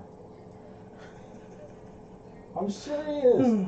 You go and you start learning and you're like, wait, you just got rid of it? Yeah, why? Because it's visually hurting.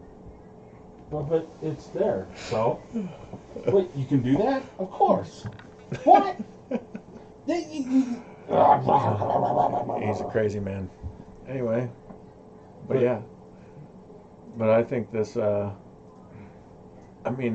there's where he goes to work at. We're pretty much, how far are we on this? This one, we're only about a third of the way into it. This is pretty big story, actually. I mean, it doesn't seem like a lot, but and then I chose to do it in this like copybook format, where it's just like one picture at a time. One picture at a time, and but each picture tells such a big story. Right, and not only that, but if you need to have a lot more story, you can just go ahead and put it in.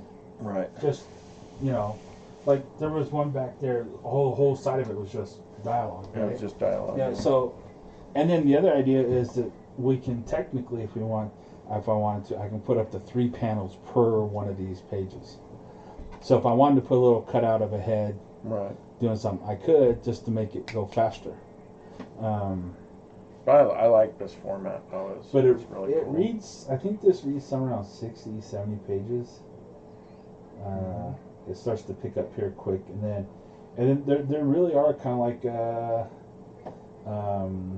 Twilight Zone episodes where 2/3 of it is setting everything up, and then twist, bam, conclusion.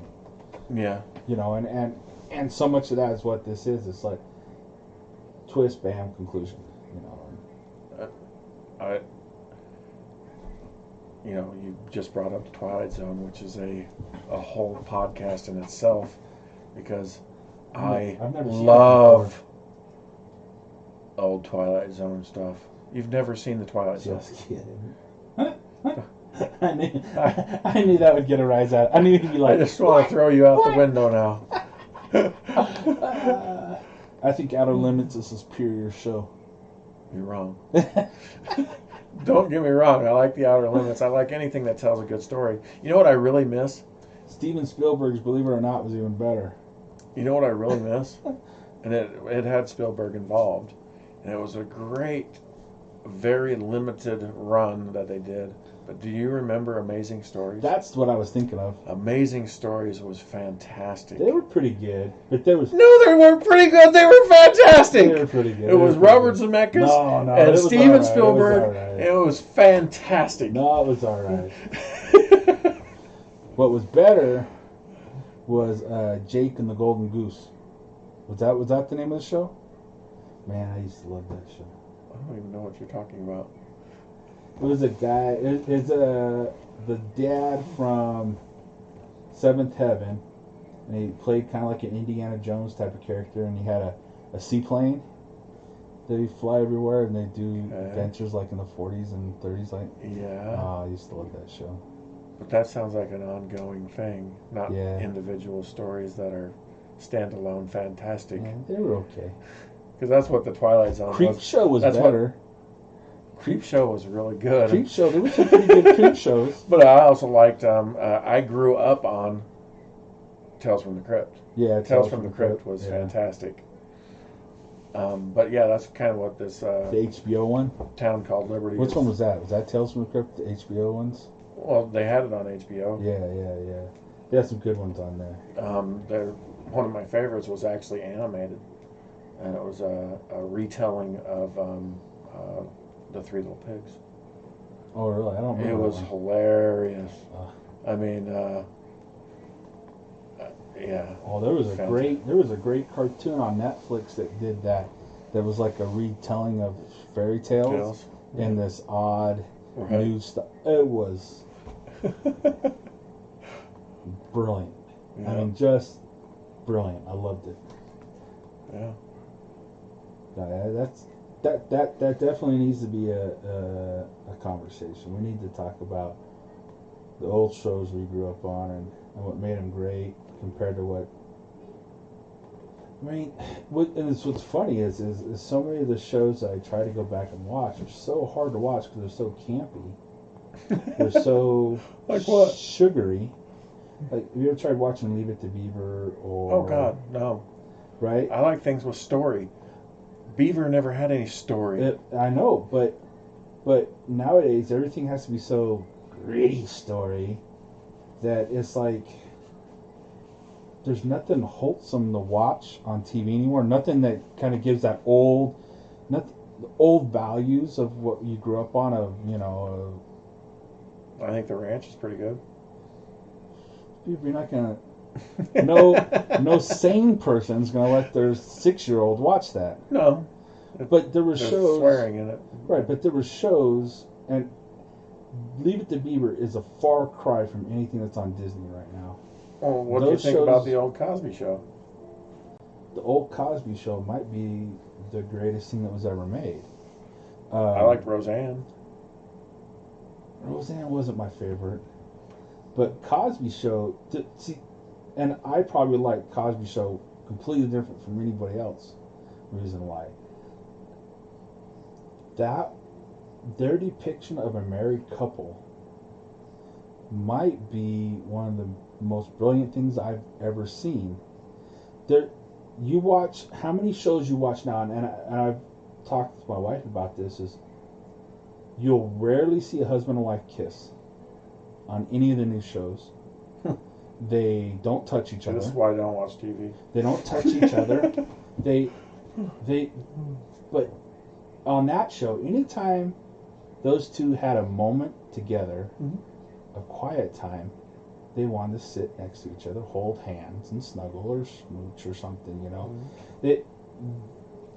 They had mom and dad time, then they had husband and wife time.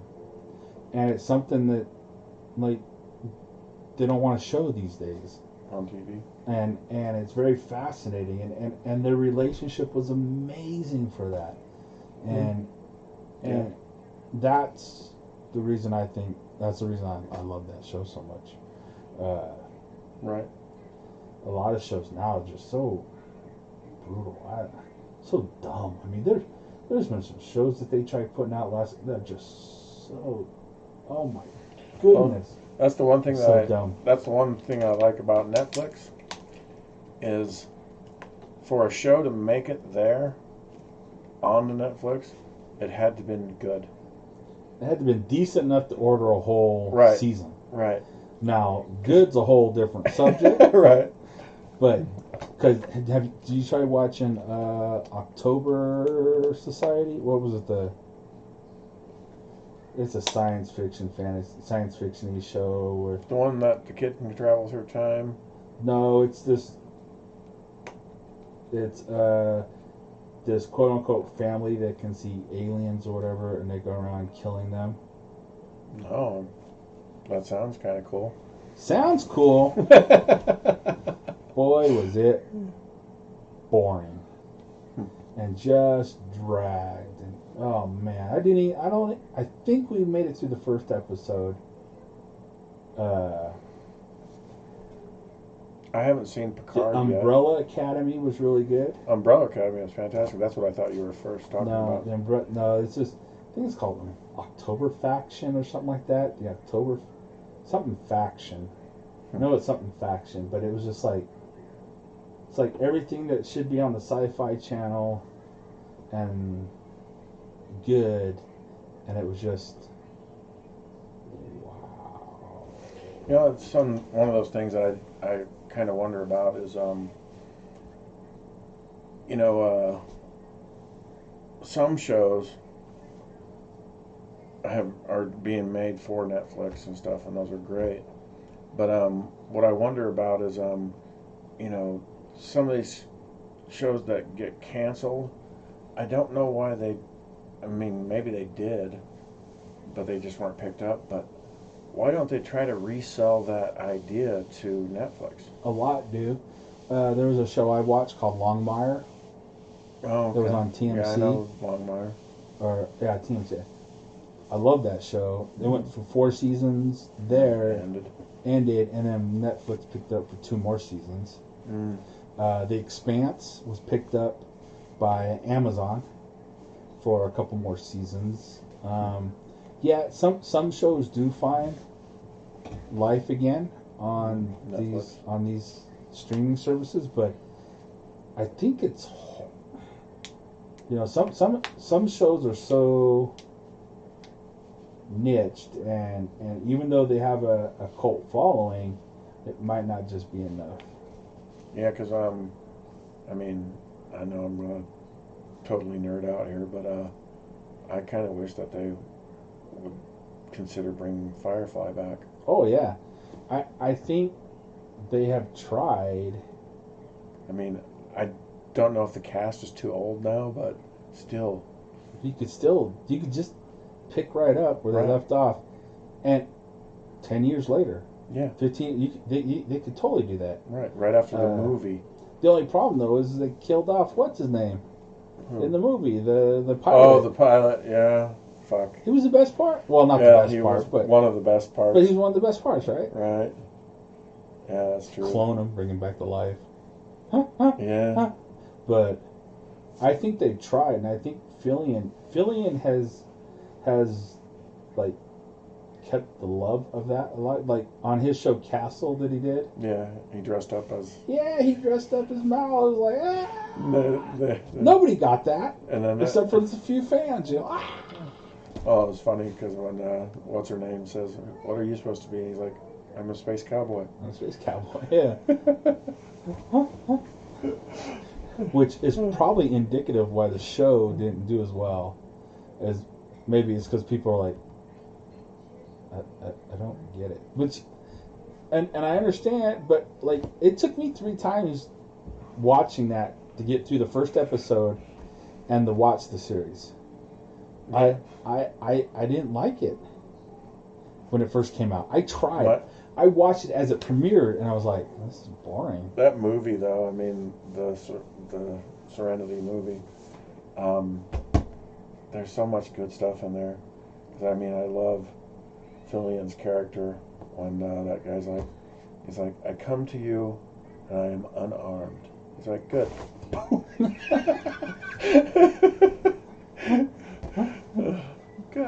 bang, bang. It's a proper scoundrel. Yeah. He shot first. Mm-hmm.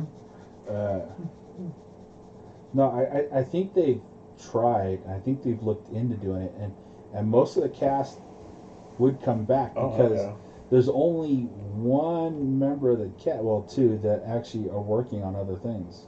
Well, working. I know. What's her name is Deadpool's wife in the movies. Well, yeah. Well, she was on Homeland, and I guess 3, so she did that. But the I saw that one. The pilot's wife, she's been on Suits for a long time.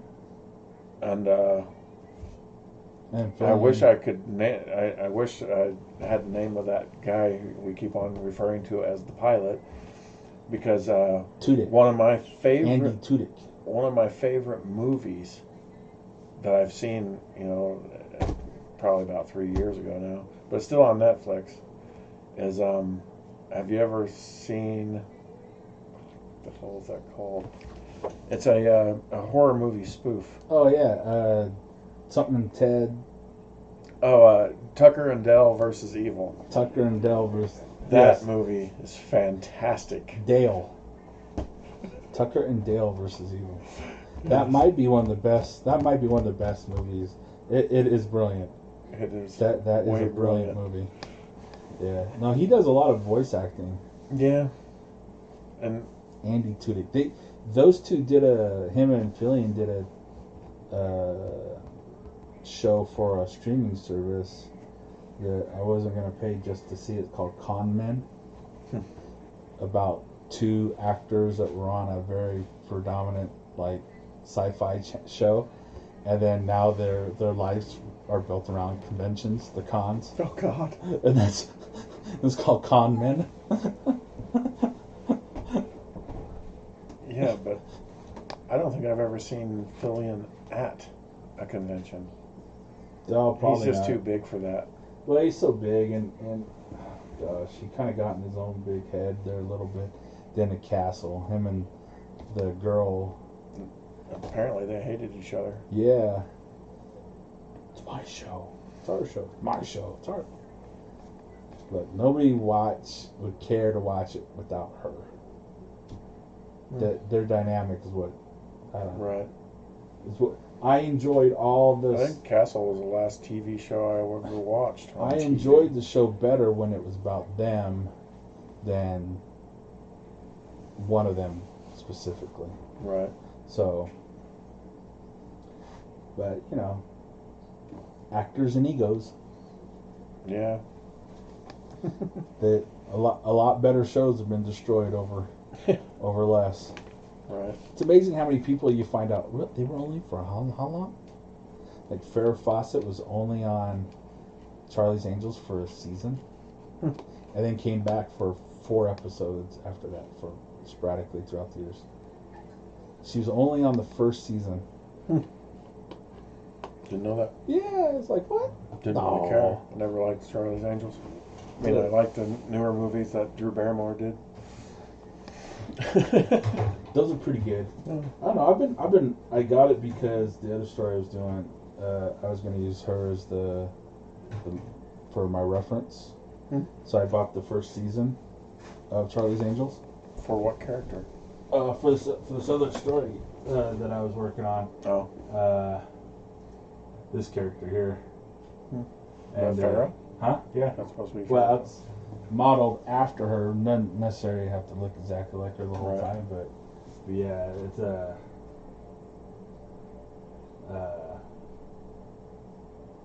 I watched this interesting movie last night on Netflix. It was The Assignment. The Assignment. It has gosh, what's her name? Michelle Rodriguez in it. Oh no, I haven't seen and that she's one. I think I know. And at the very beginning of the movie, she's playing a guy. So I had to buy the first season of Charlie's Angels. Yeah. She's playing a guy, and oh really? Yeah, they actually have her in makeup. She has a beard, and they made her nose kind of bigger and broader, and then at one point they actually put her in a some kind of suit or whatever, till when she takes off her shirt, you know, it's a hairy man's chest and not a woman. Oh, really? You know, because Michelle Rodriguez already has a pretty broad shoulders. Right. You know, kind of manly shoulders, but what the story is she's a contract killer, and she kills this guy who happens to be the brother of this woman played by Sigourney Weaver, who's a fantastic plastic surgeon. And so to get revenge, they kidnap him, knock him out, you know, drug him up, and she operates on him and turns him into a girl. A girl. Oh. And so he wakes up, and there's lots of nudity in the movie.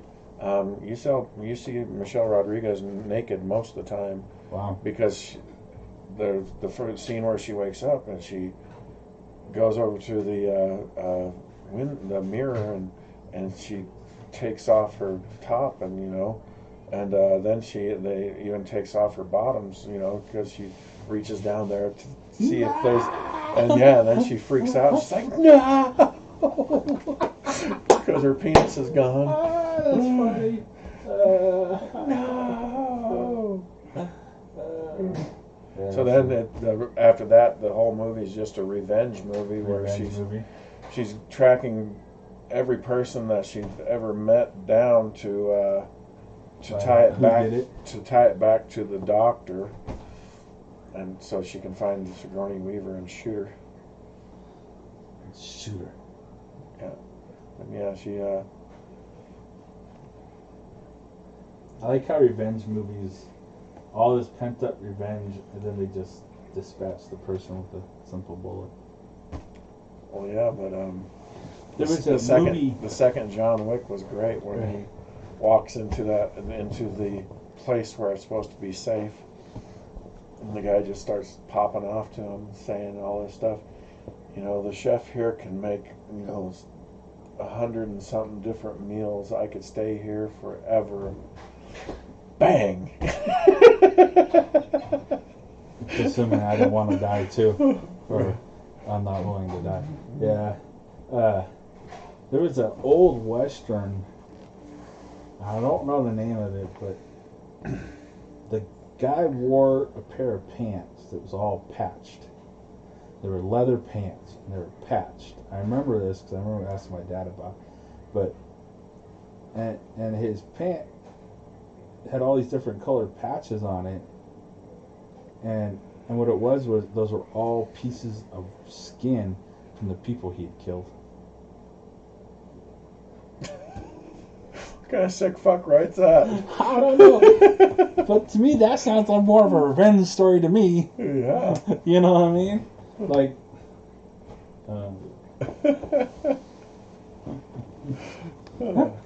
wow. So on that note, no. That's funny. Crap. On that note, cover your ears, Winnie the Pooh. You shouldn't have to hear things like that.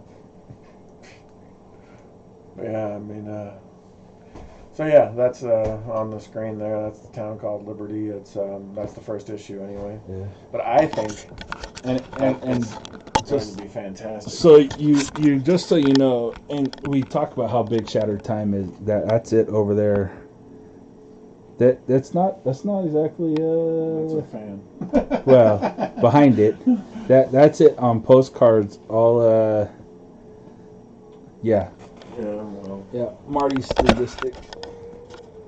Well, Liberty is definitely a lot shorter per issue, but the Liberty one can go on forever because you know, there's so many different subjects you can cover. Because you know, I have issues with so many things. Like, I don't like our prison system in America, and it's only going to get worse. You know, there's so many things. Mm-hmm. I really like the idea of, well, no, I'm saying this sarcastically, privatized police departments. Yeah. Who gets to hold them accountable? Well, your dollar gets to say whether or not they keep going. Yeah, so we put them out of business, but how do you prosecute them for misconduct? Right. At least we have some type of way of holding them accountable right now. Yeah. Although it doesn't always work. No, no. You know, Well, that's the. everybody wants to complain, but nobody wants to do.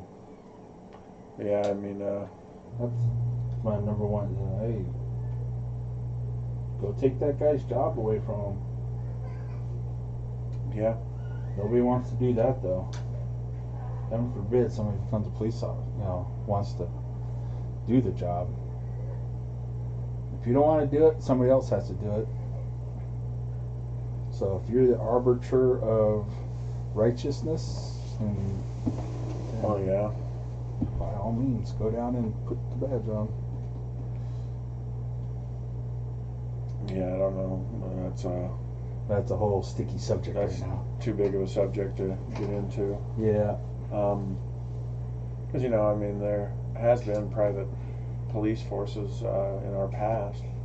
The Pinkertons Yeah. were a private police force. They were good until people realized that how much they just walked around indiscriminately killing people. Right.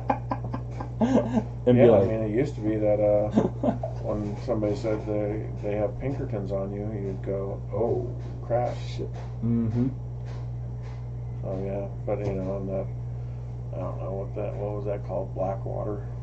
Oh yeah, You know. that's different now. Mm-hmm. But, yeah, I mean, But there's tons of those actually now, mercenary companies.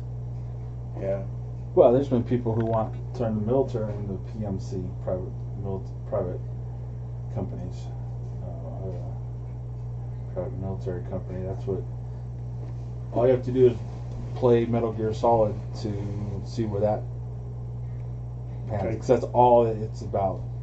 Is about the Well, privatization of I the haven't military. seen. I've only played one Metal Gear game, and it kind of sucked. So what was So what's the final story there? What's the final message? That private military is bad. It's just with any type of business, they want to perpetuate business. Right. So it's just going to be constant war. Right. Yeah. And Find the next thing. Right. So this company against that company against this company, you're always fighting somewhere. So there's always something to be doing. Some War somewhere. war somewhere, so they can keep profits up. So it's Makes sense. right.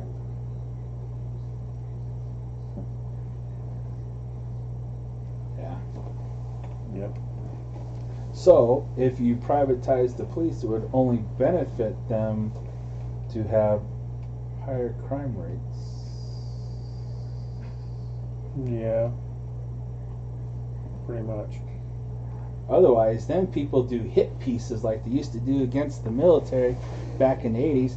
They paid $20 for a toilet seat. Can you believe that? I go down to Home Depot and buy this for $2.50. Right. That's just them trying to hide money. Well, I know.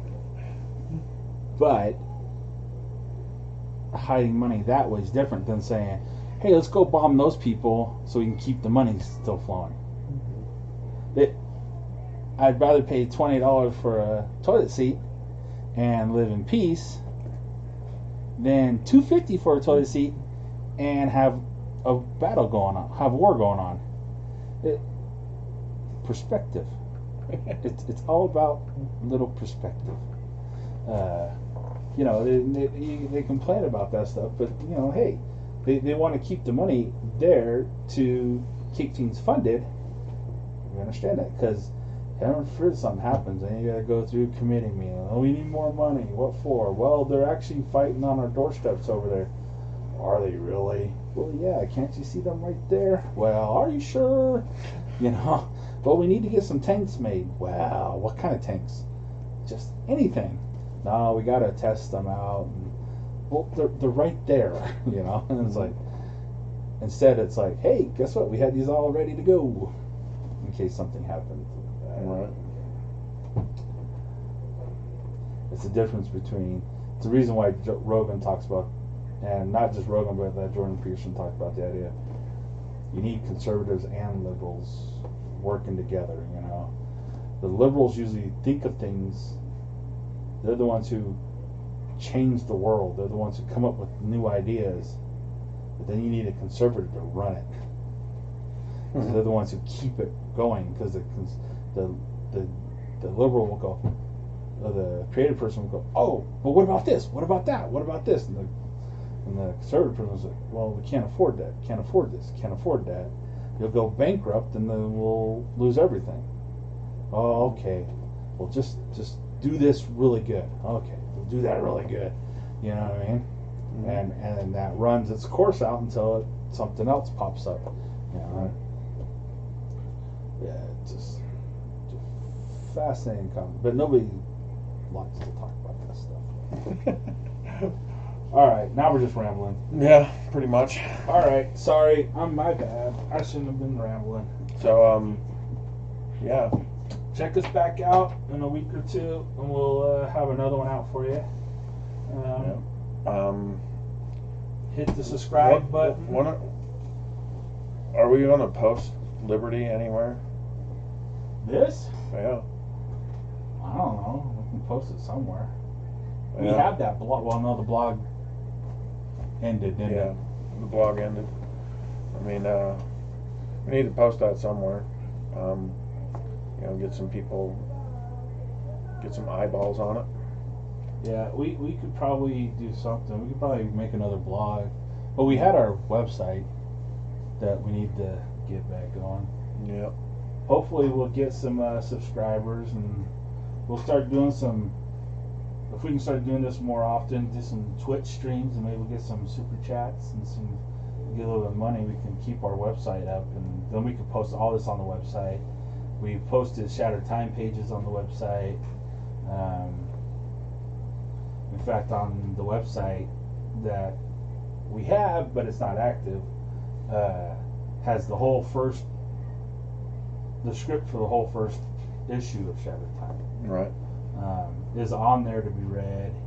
Plus, I can't remember if I dumped all those drawings I did for it, but it only gets so far. It's not very far, but yeah. But then I did drop a bunch of drawings, and I can draw a lot more. I have, I think, 40 pages that I have drawn for it now. Mm-hmm.